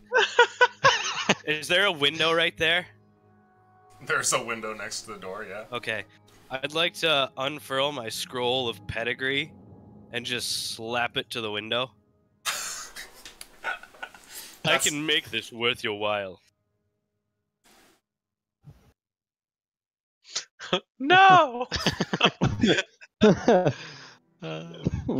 There's this inaudible sound that could be chatter from the other side of the door, but then footsteps come over and the door opens up. Forgive my servants. I know they can be a bit off-putting. Servants? She Yes, raises sorry, an eyebrow. master. Servants. I elbow Charles. Ow. We have business that takes us out of the city in an effort to bring some reinforcements in to help in this fight to defend the city, and we simply just need a couple provisions, and then we'll be on our way. We know exactly what we want, and we'll take up as little time as possible. Time is of the essence. And your noble family is... From what house do you come from? The Leodins, of course. You gonna roll to see if she knows what that is? Of course she does. I whisper to Charles, "Who the hell are the Leodins?" She says, don't haven't know. heard of them. Oh, You better well, have you- some coin. oh, that we do. I told you that already. Show it to me. Show her my. How I'll much show do her you have 25 on plat. you, Hervias? I have 30 gold. Okay. When I And then I'll show 25 plat. She looks over and says, "Your servant carries your money for you." Well, of course.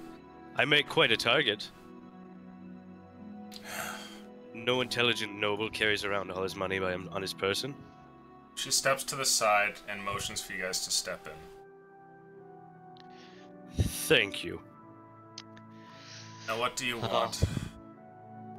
And you see she goes around. She's like, hasn't even turned on the lanterns and stuff in here yet. She goes one by one to each of them and kind of moves a few things about. Protection need against poison, please. Indeed. I'm gonna roll luck for you. She says, I have a few. You see, she steps around the counter and rummages about in something behind there. The sound of glass clinking against glass. And then she puts 2 potions down. And as she does, she says, 150 each. 150? I can see what these potions are. Come on, I can do better than that. 150. Let's not be rude. I'll walk up. I'll take the 25 plat and the 21 gold I have, put it together, and I'll look to Hervias for the gold he's got on hand. Yep. I will place it down. How much was that? 30. Oh. So yeah, I'll hand her 25 plat and 50 gold. Yeah. That should do it, right?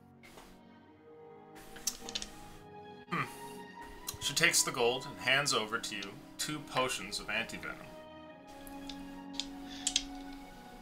If somebody takes this, poisons are completely nullified on their person. Nice. For how long? It's instantaneous. Oh, okay. So any active It just poisons undoes are... it. It just purges. It's antidote after all. Now, is it Kaya? Is it Kaya? Kaya. Yes, what is it? Kaya. This is my shop. Are these to be taken beforehand or afterwards? Afterwards. Alright. If paralysis has set in, then make sure somebody's nearby to pour it down your gullet. Fair enough. Now, Do you have any potions of resist poison? I may have something. She rummages about, and then turns back to you. She says, last one, and she puts it up on the counter. 200. Can I do an... What kind of check is it to make sure that it's the correct potion? To make sure it's the correct potion, I would probably say Yeah. herbalism in this case. If you had that, if not, probably like an insight check. Okay, sure. It's like a 15. 15. Okay. You look at this potion here, and you know a thing or two about this sort of stuff, given that you've sold fakes. But as you look at this, you think she's telling the truth.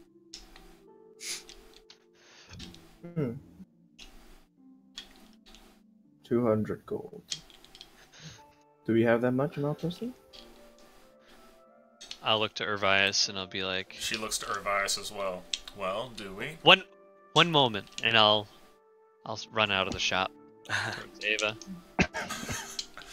Ava sits here. As you get close to her, you pass some sort of magical threshold. The sound of your footsteps suddenly vanishes. You can see her there. She's staring at like the wall across the street. I don't think I've ever been in the zone before, Mm-hmm. so I'll start to try to talk to her, and I'll be like, oh my god, that's bloody unsettling. Wait, I can't hear myself. Ava is like start shouting, and I'll be like, Fuck. I like start snapping her face a little bit, and then Ava, it's clear someone's trying to get your attention as a hand appears in front of your face.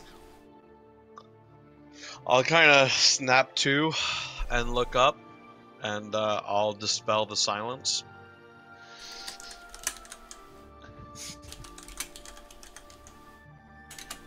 Looking at you. Hi.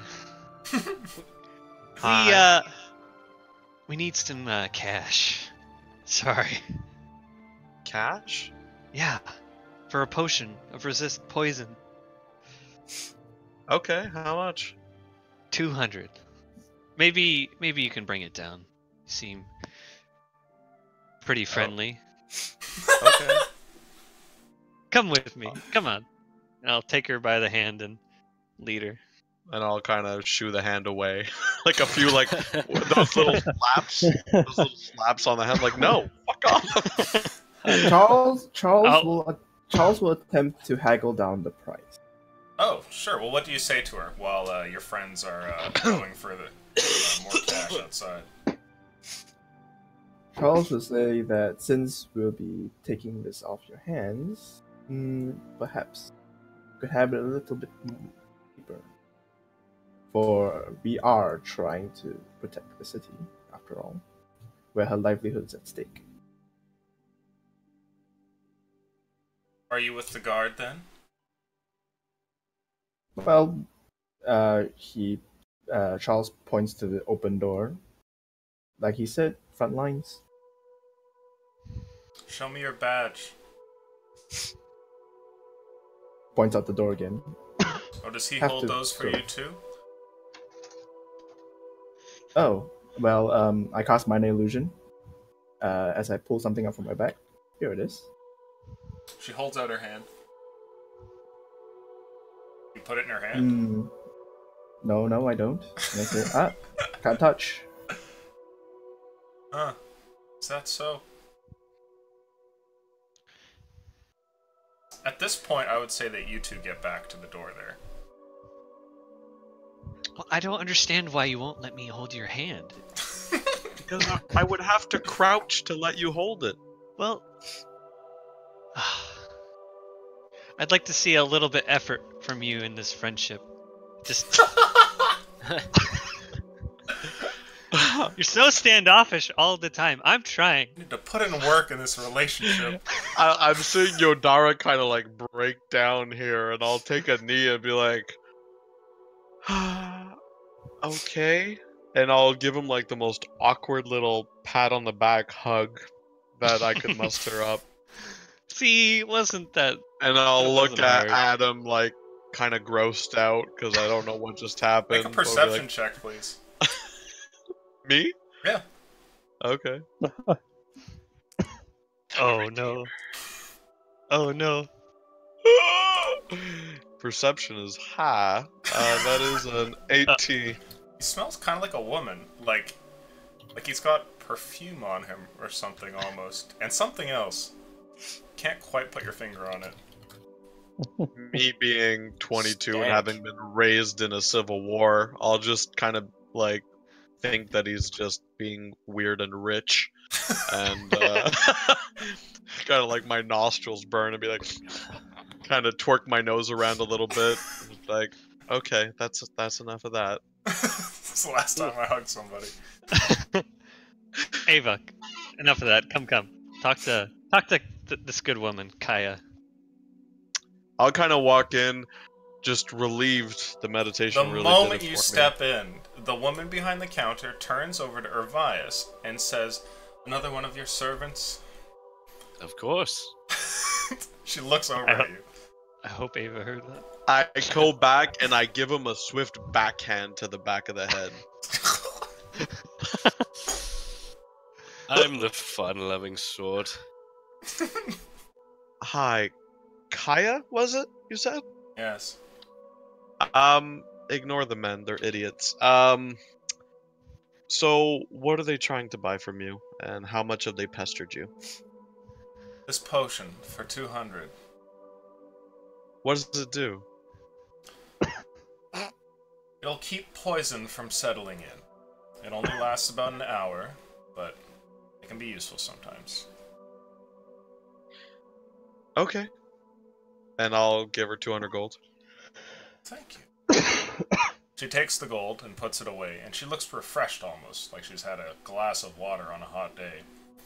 Now, Kaya, would you happen to have... I mean, I like my staff, and I put it down. As you can see, it's very well worn. Is there anything that...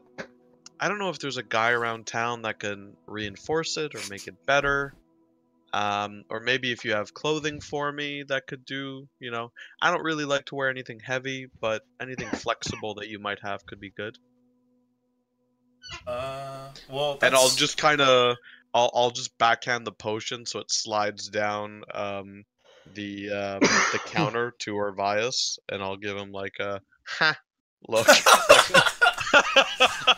like I'm fucking Mayweather swagging over here, just cash money. Mayweather swagging. I'll just shrug and be like, whatever. It worked, didn't it?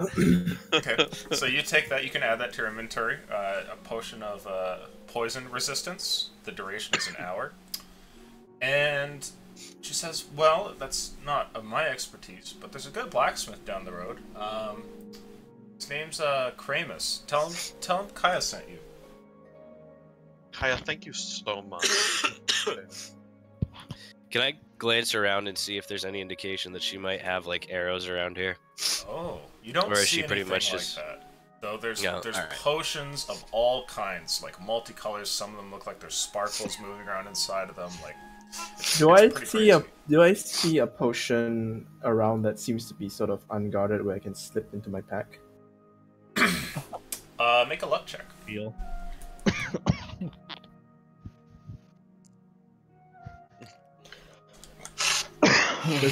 That's a 2. She keeps them all pretty well guarded. There are some on display, but they're like high up on the wall where there's nothing around them to really obscure them. And everything else is behind her desk.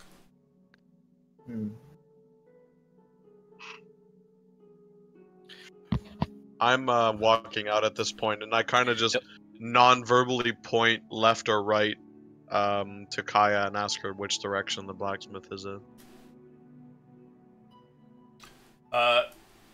She points down the road and gives you some directions. She says, "Oh, it's the fourth shop on the right. You know, you really should keep a leash on these ones."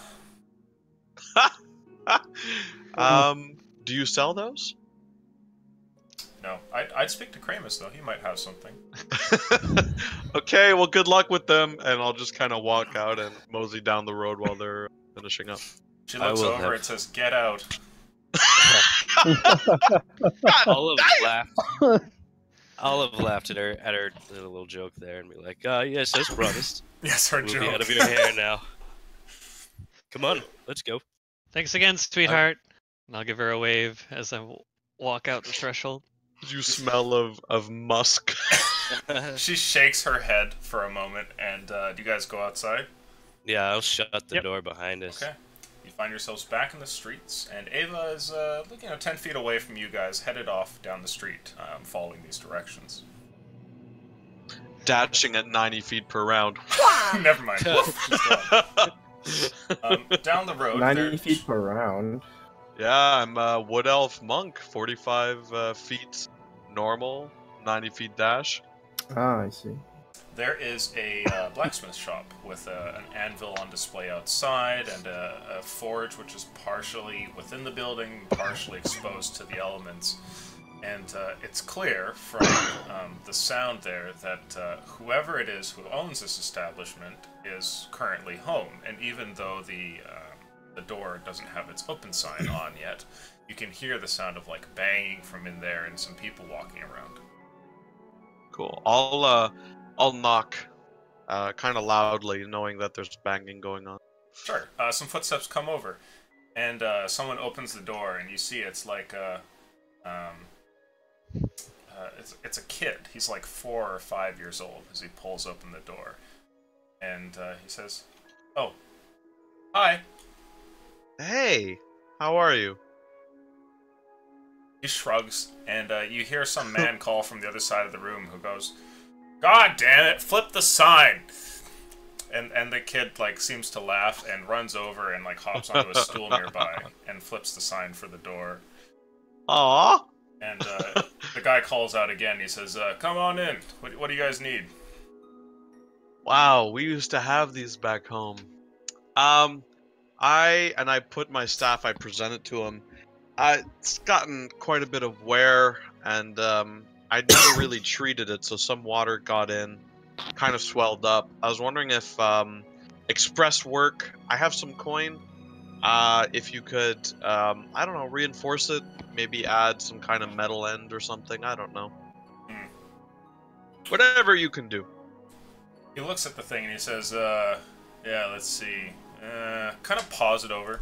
Stares at the thing, holds it, weighs it almost in his hand. That's no good. Thing's gonna fall apart. Once you get water in these things, it's just a matter of time before it rots away. Charles looks over at Eva and says, "It's just a stick of wood. Just buy another one." Your friend's not wrong. I've got some quarterstaffs if you want to pick them up. I've also got some metal ones if you want some that'll last you a bit longer. I'll take the staff and put it right under Charles's nose and go, count the notches. Do you see them? Do I do a perception check to see them? There are some notches on the staff. How many notches are there? Let's see. 13. I raise an eyebrow and say, I see the wear and tear. 13 mages I've taken out with this staff. It's done me very good. And I'll look back to the smithy, kind of smiling again, not letting Charles get me down here. And I'll go, there's no way to salvage this? Well, look, honestly, I could. We could maybe put a metal rod through here and see about tying up these ends so they don't fray. I'll put down 280 gold. Look, anything you can do, I'd really appreciate it. When do you need this done? As quickly as possible, I guess. Alright. He turns over to the kid that's in the shop, who seems to be messing around with what looks like some sort of wooden toys over in the corner. And he says, "Boy, run down and go and get Jared." And the kid just like immediately like looks over and he's like, "Do I have to? It's cold out." He's like, "Get him!" And the kid just like runs off with the toys in hands and goes down the street. And he looks over at you and he says, "Alright, fair enough. I'll have it done soon. I'll come back in a couple hours." Can I, just one thing, if you can, try to keep a bit of flex in it. I know you said put a metal rod, that's fine, but if you can put it into 2 separate rods, so there's a bit of a whip to it, that'd be great. Yeah, he nods and he's like, "Yeah, no, I could probably do something like that." Great, and I put both hands on his shoulders, I go, thank you so much, I really appreciate it. Yeah, he gives you a hearty smile, and it seems that he changes pace. He was working on something before. He just kind of like puts it to the side, grabs your staff, starts taking measurements. Cool, I'll turn over and be like, finally, no metal weighing me down. Feels great. And I'll just kind of skip off into the street. Sure. The rest you go with? Can I just talk to him real quick?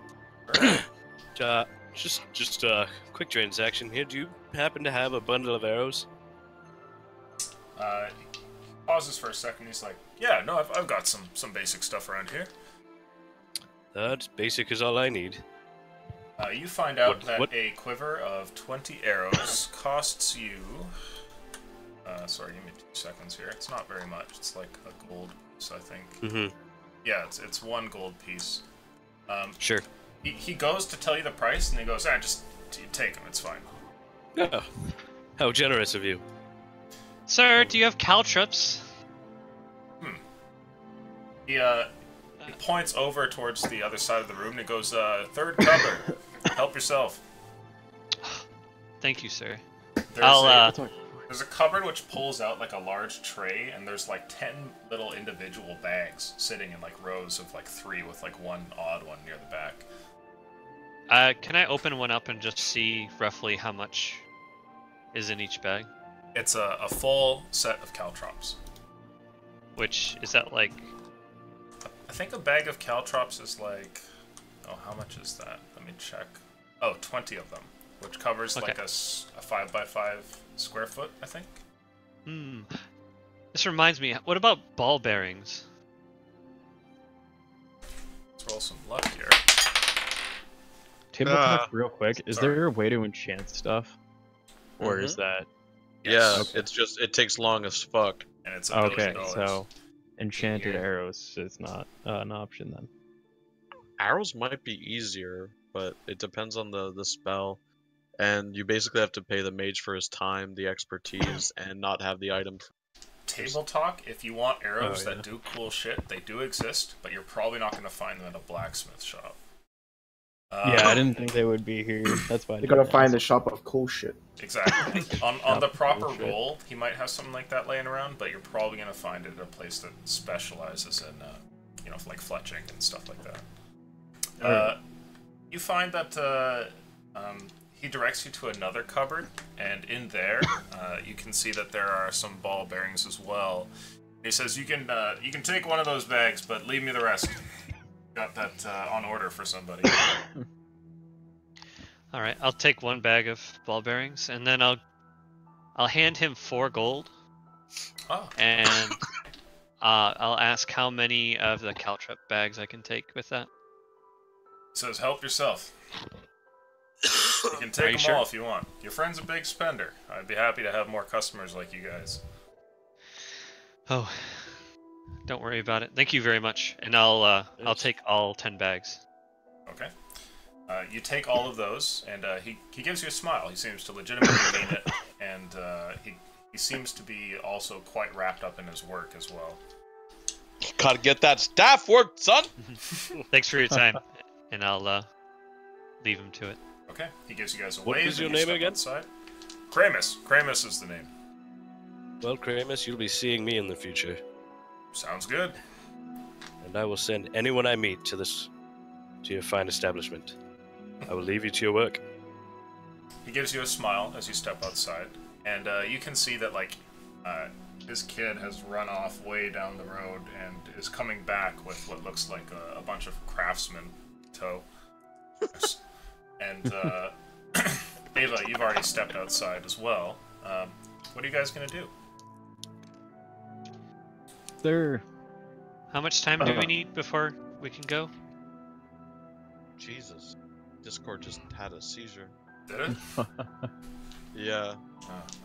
you guys all became robots for me. My end fucked up. Ava, how long did you need before we can go? Couple hours, I guess. I mean, it seems like I hired about half the neighborhood, so I don't think it should take too long. And of course, I can fight without the staff. But if we're going on an island of Wan Ti, I prefer to have it. I'd prefer to be as prepared as possible. So You guys If you are need the huddled in time- front of the shop when somebody approaches you, and you see it's the little boy. He has like a toy horse in his hand, which has like little wheels on where its feet would be, and he has like a hand outstretched to you, like he's waiting for you to put something in it. And he has like a hopeful look in his eyes. To me? Yeah. Dude, I'm broke. The kid looks at you like that, and then he looks at the rest of the group. And seeing you guys don't immediately react, there's a call from the house nearby, and from the blacksmiths, you just hear "boy," and the kid turns around and then runs back in. Oh wait, I forgot I still have a bag size of a fist in gems. So It might be good I you guess- didn't give that to the kid. whatever that's worth. I think I gave the crystals away to the guards, right? So they could research it, or did I only give them the corrupted ones? I think I only gave them the corrupted I ones. thought you Yeah, I guys think were you have some corrupted. left. Yeah, I still have 12 Yeah. clear crystals. Okay, cool.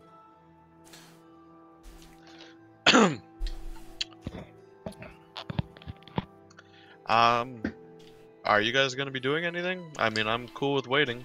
Yeah, do you guys want to just sit here and buy a sweet roll and sit about? yeah, Yeah, if it's gonna take like 4-ish hours, I'd like to kind of like meditate for a little bit. Okay. I'm gonna What would be a Remembering the map. cool... he showed us before. Is there like any kind of like indications what we can expect on the island, like its layout? He didn't give you the map, but you can kind of recall it in your mind. It was very simple. The majority of the island is kind of like a single hill, like a large burrow, and there's a couple of jagged rocks around it. But other than that, there's nothing. There's like a derelict building or two, which you imagine could fit on the top of the island, but like it's quite small. Like calling it an island is almost too much. I'll be doing some like pre-battle like strategy, like talking over like what things to maybe look out for with the group. Sure. Just like a habit from past Would battles and shit. With my, I don't know if I need to reroll again, but with my nat 20 on Yuan Ti, would I know if they have a culture of magic use? Oh, I would say with your nat 20, you know that the Yuan-ti can employ some magic. It's not really their primary weapon, but they are capable. Their race definitely has used it before. Okay, cool. So then I would be less worried about the preparation. Now, you guys sit out here for a little while. You find yourselves a little bench and kind of wait, and in an hour or two, you see what looks to be Kramus, who's outside. He's walking in the street down over to you guys. Hold on. During the hour where we rest, can I perform a song for Cash? A song for Cash? Sure, I'd say so. Where do you want to perform? Well, is that town square? Yeah, I'd say there's a town square. Everything is just starting to pick up. People are moving around. Stalls are starting to be set up, and goods are being laid out. That reminds me. Make a performance check. Let's see if you manage to get lucky and get a bit of coin off of the people walking by. That's a 27. And during this time, I use enthralling performance. So if I perform for more than 1 minute, the townspeople have to make a wisdom saving throw. Ah, interesting. To be charmed, I assume? Yes. Okay. So, as you begin to play, and this is on your lute, I would assume. Yep. There's not a lot of people who are kind of in your immediate vicinity. Most people are still, like they're just happy to have some music while they're setting up and everything.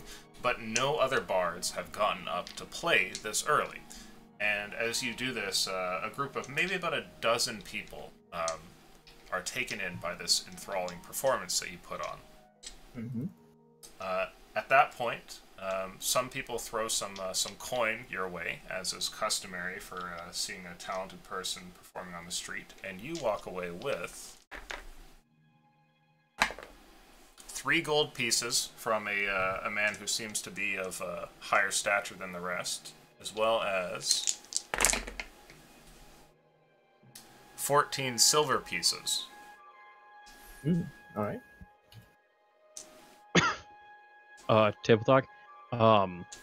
What would be a store that would sell cool shit? You looking for magic arrows? Yep. I want to find out if someone. Calixto's Emporium of Curiosities. There is an archery shop which is down the road. It's actually the building next to Kaya's. I'm gonna walk in there. Okay. By now, a bit of time has passed, and this is midway while we're waiting for the staff to finish up. And you step into this little shop, and you can see that there's a wood elf behind the counter there. He's got some pointy ears and tan skin. He's wearing like some greens and some browns there, and he's reading a tome of some kind. And when you come in, he just kind of looks over, gives you a nod, and looks back to his book. And while he's looking at the book, he says, "Help you find anything?" Yes, I am looking for enchanted bolts or arrows if you have any. I do. The good stuff, I see. How much coin have you? On me I have 60 gold. Not sure if that'll be enough, but I can go out and find out if I can. It's not much. but it might buy you something. Let me see what I What have in might? stock. He starts to rummage around. Average. Okay, he comes back and he shows you 2 sets. He goes, for 50 gold, I will sell you either of these. But you certainly don't have enough coin for the both of them. On one side, he places what looks to be like a little small wooden box. It's quite long. As he kind of opens it up, you can see that inside of it there are 3 arrows. And Table Talk, he informs you that these are +1 arrows, so they count for magic, for like overcoming resistances and whatnot. They also have a +1 to hit and a +1 to damage. The other one that he places down there is a little strange, and you can see that the arrowhead on it is a combination of like obsidian and sapphire. Like it's a darkish, blackish sort of rock that's been carved into a arrowhead, but there's like a bluish sheen that kind of plays on top of it every now. And he tells you that this arrow implodes, so be careful where you fire it. But this is also 50. If you're looking for crossbow equivalents, I have bolts in a similar style, same price. Okay. Well, let me take a look at these arrows here. Sure. Take your time. He leans back and he goes to reading his book. He just flips through some pages, and you're left with these 2 decisions here. Alright. So the second option was just like, crap. I remember the first option. I was writing down the first option. We were explaining the second. What was the second one? It tells you that the second arrow implodes upon impact. Implodes? Oh. And it's just 3 arrows. The first one was 3 arrows. The second one first is one but a was 3. single arrow. Single arrow. Okay. Let me see. You know, I'll take this. I'll take these first 3 arrows, if you don't mind. Sure. Are you getting arrows or bolts? I'm gonna get the arrows first, then I'm gonna find out from the group if I can borrow some cash and then come back. Oh, to buy a bow? No, I'm gonna buy bolts. The arrows are for something else. I'm confused. So you're getting... Because you use a crossbow, right? Yeah, I use a crossbow. So you're buying the 3 arrows. Okay, so Yep. here, we'll do that. Minus 50 gold. You can add to your inventory 3 + 1 arrows. 3 + 1 arrows. Okay. Yeah, he gives you a nod and says, well, if you're interested in this, I assume I'll have it for a bit longer. And he takes his other special arrow here, and he seems to wrap it very carefully in some cloth and kind of puts it away. Alright. I will take the box and I will go outside and try and find Urvias. Sure. You find everybody else is seated here, except for Charles, who's not here, but you can hear him down the road, and can barely see him, like standing on a, what looks to be like a bench there playing, and there's some people listening to him. Urvias, I went into a store there. I got you these 3 + 1 arrows. Well, Figured since you're a really good shot, might not be a bad idea for you to use these. that's quite a gift. Oh, yeah. Thank you, Oth. I don't have much to repay you with, unfortunately, I'm sad to say. That's alright. If anybody Is has... Is this a short rest? I would say, yeah, everyone probably gets a short rest. Sweet, I get more die back. Yeah, I get 1 spell slot back. Can anybody spare 40 gold? So I can pick myself up a couple bolts? I'm broke. Sorry. I too only have about 10 silver pieces left. I believe Ava just dropped everything she had. Alright. That is Not everything. Oh. What do you need? Off. I only need 40 gold for some magical bolts. I'll toss him the fist-sized bag of gems. This will probably help. Ah, that's thank you. They just kind of look like shiny rocks to me, but if you can get anything. Okay. Are you going back to the shop with this bag of gems? Yep. As you step back in, the owner looks over and he goes, "Pleasure to see you." I have come back with some of these gems that one of my fellow mates had. See if maybe they'd pay for a set of bolts from you. Let's see these gems. And I'd like you to make a luck roll, please. Go for it, Off. They're just cookie crisps in there. Just syrup. Sir, this is a bunch of Captain Crunch in a leather bag. I know, right? I didn't roll it yet. I just put it down. You would use quit boning me? That's a terrible dice choice. Oh, you fool. Definitely didn't charge that one long enough. 7. He looks at them and he says, "Well, see maybe 20 gold worth of gems here? So if you can find the other 30, I'd be happy to sell you. Well, I don't have those arrows left anymore." Oh, that's okay.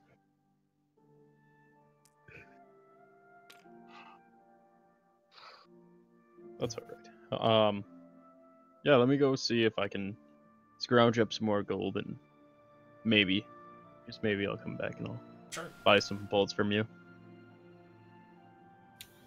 He waits here as you run off. Did you get what you wanted? No, unfortunately he didn't go for it very well. He said it's maybe worth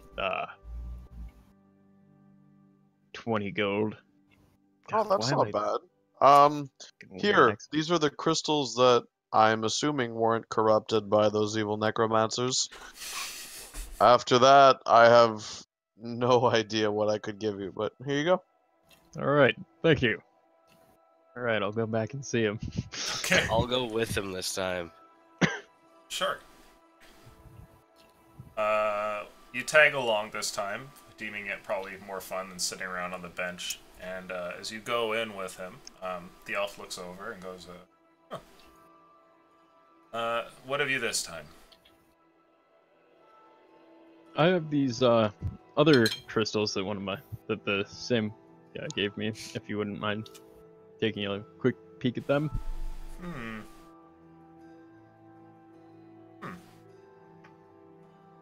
Where did your friend get these? I believe he got them off of a battle that we took. Not entirely sure. I think this would foot the rest of the cost. He says, "So which one will we be buying then?"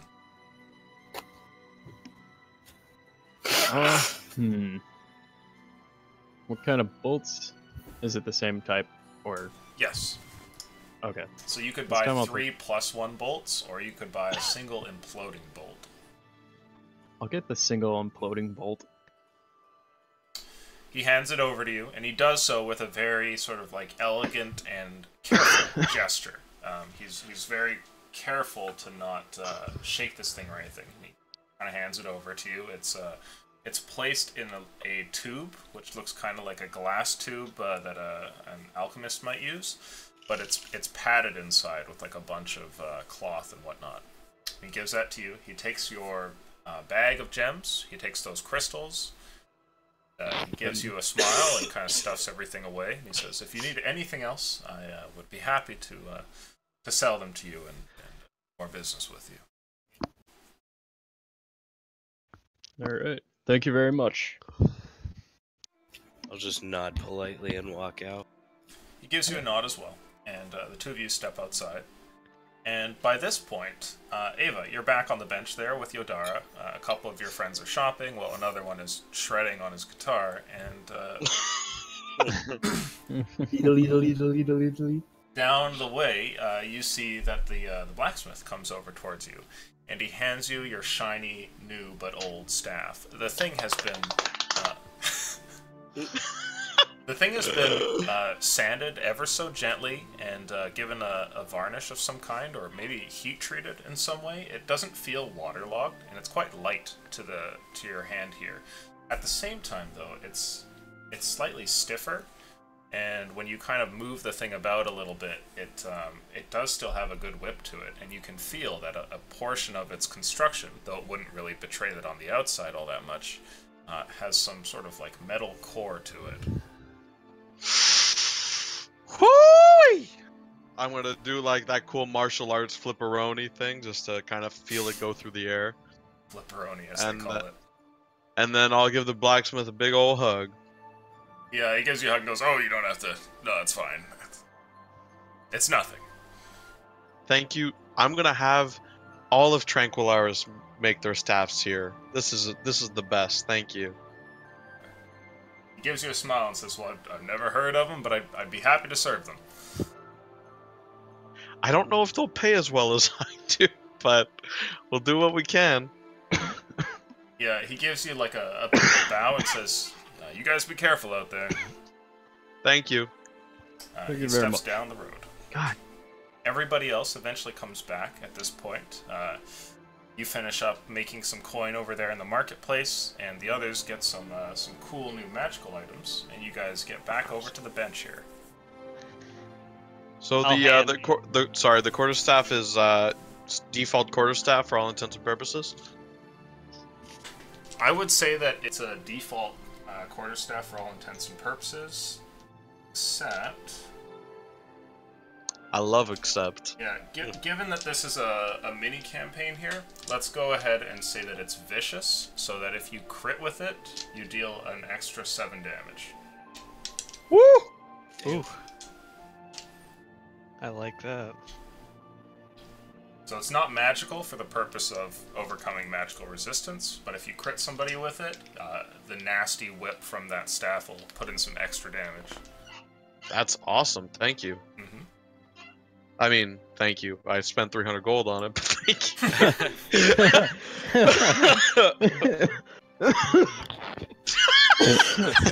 God damn, I'm gonna die tonight. Well, we Here. killed him. Here, while Steve's dying, I hand him one anti-venom potion.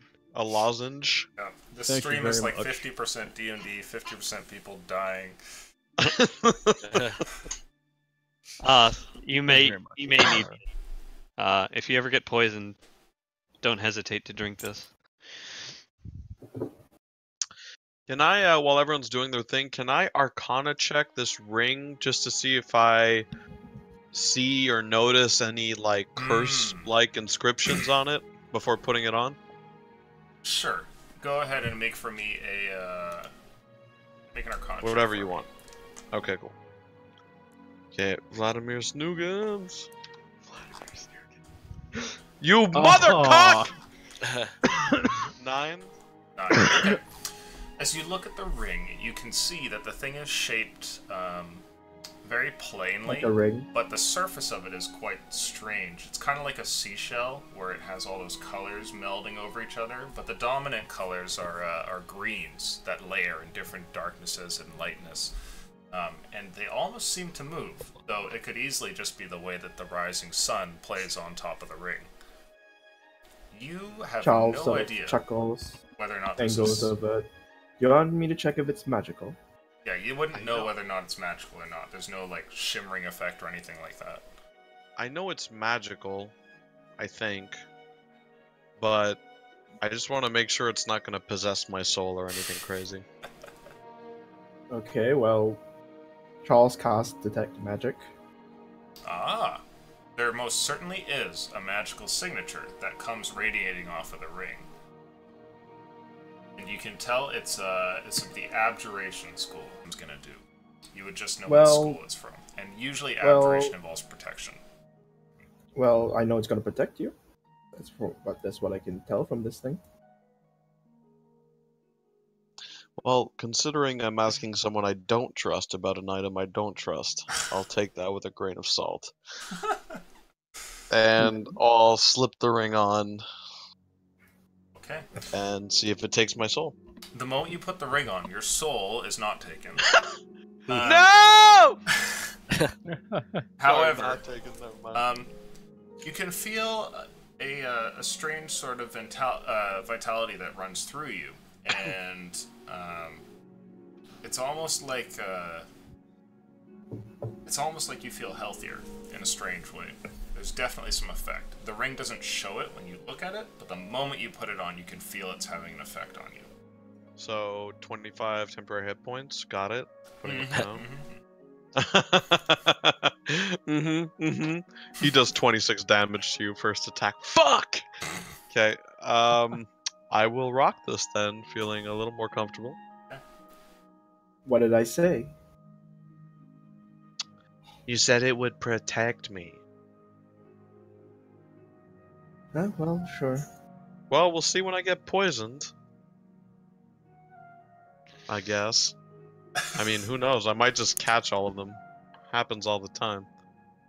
So, guys, ready to take that boat? Daytime is definitely best to take on Yuan Ti, so...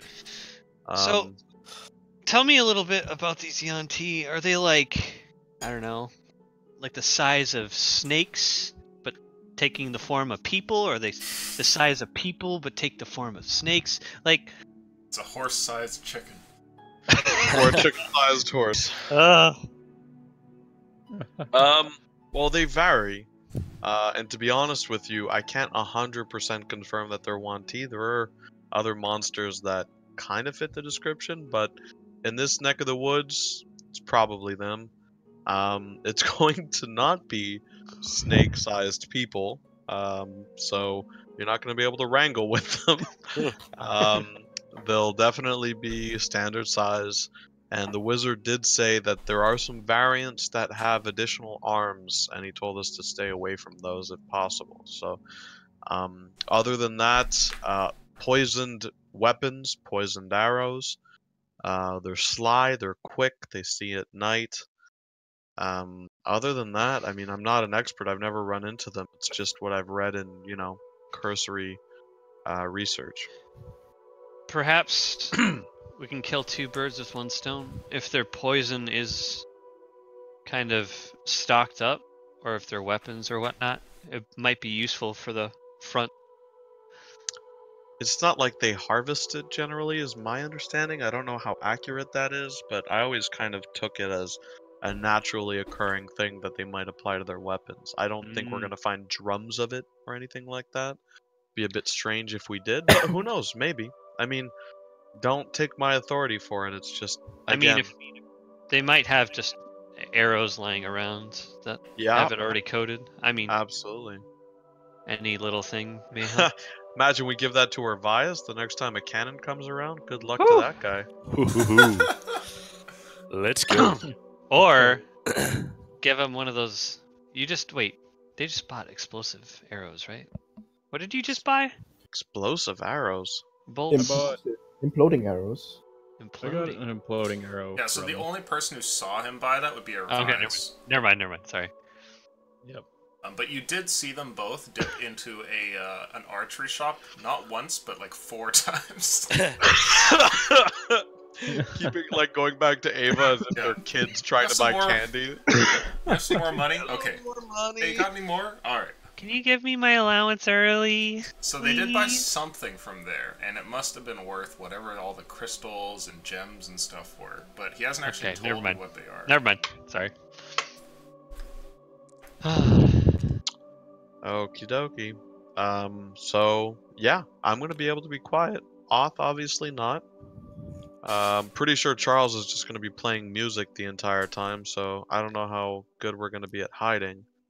But, yeah, I guess we'll have to see how it goes. I mean, you know me. I blow up ships at my own... against my own self-interest, so... we'll just kind of have to take it day by day, I guess, and just take them out.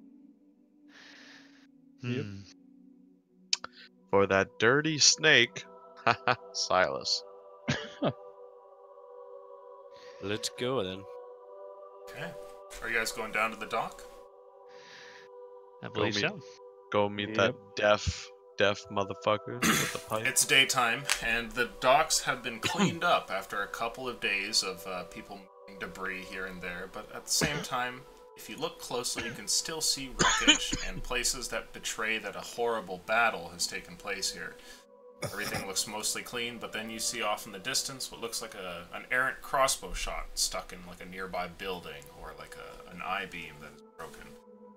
However, as you get there, things are definitely doing better, and you find that next to the third lamppost is this same scruffy gentleman who sits there with a sailor's outfit.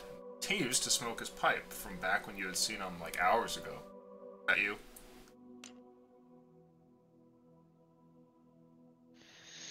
Just give him a nod.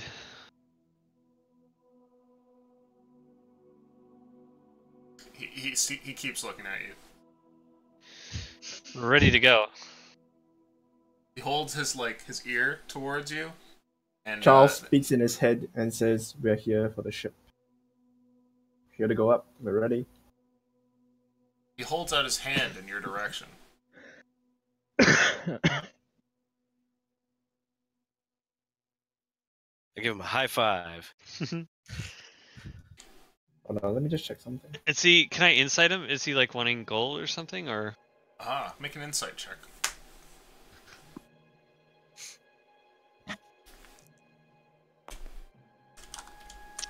It's just a 6. Not entirely sure what he's getting at, but he seems to want something.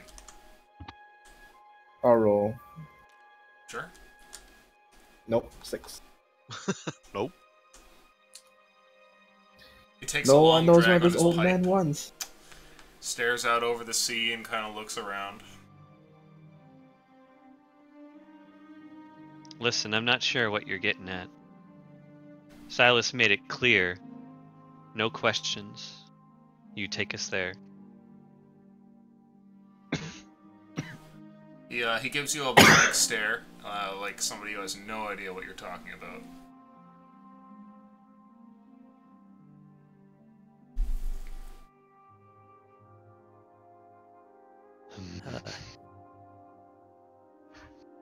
Can I do a history check to make sure this is the correct guy we're supposed to go to?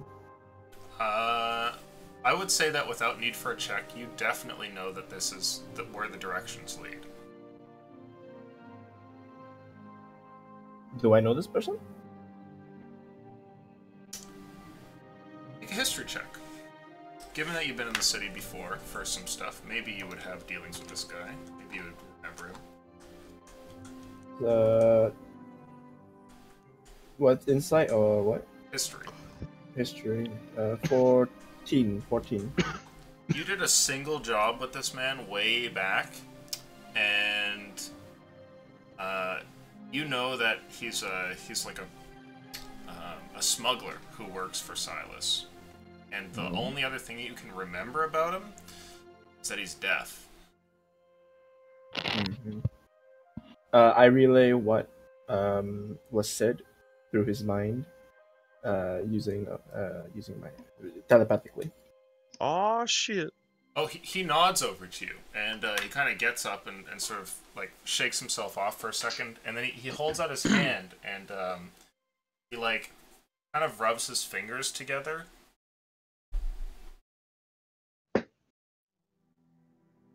So is this? Do I know if he what he means when he does this? Oh, sorry. He can speak back to you through your mind there. He'll say, "You guys have the papers, right?" I turn to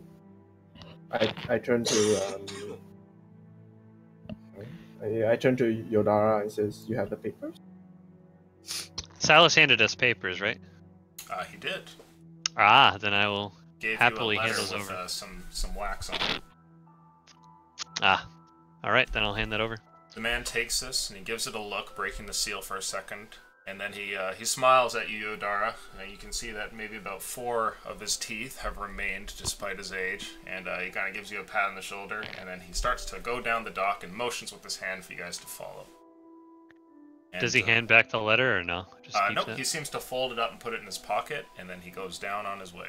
And I think that we'll end the session there. Shopping episode. It's okay. It looks like a lot of combat next week. Aw, shit. Unless you guys all just turn around. Right? It's like, you know what? We have a boat. There's no blockade. I don't know, that Yep. last bit was the toughest challenge we faced so far. Yeah. Trying to figure out what the hell he wanted. What does this old man want? Well, When it's a good thing I he can. Preferred. When he said, It's a give good these thing I can papers to the speak telepathically, I guess. Sorry, I totally blinked out and I did not remember the papers at all. I thought didn't so. I was remember like, it either. Connor's having a stroke here. Oh man. I was like, wait, hold on. Is someone supposed to give him something that someone else received or something? I thought he wanted money. I was like, dude, you're screwed. We got nothing. Yeah, poor as fuck. I have money actually. No one asked. That's right. So, One asked. I'd like to congratulate all of you on a session well done. You all survived. Something I can't say for everybody this week. I think you all played fairly well, and I hope you enjoyed yourselves. We're going to end the stream and the session here. Thanks Thank you, for joining us. YouTube. Thanks, YouTube. Yeah, if my account's not banned already, like Twitch. Listener, thanks for joining us. I hope you enjoyed it. And if you'd like, you're welcome to come back next week for the Snake Adventure.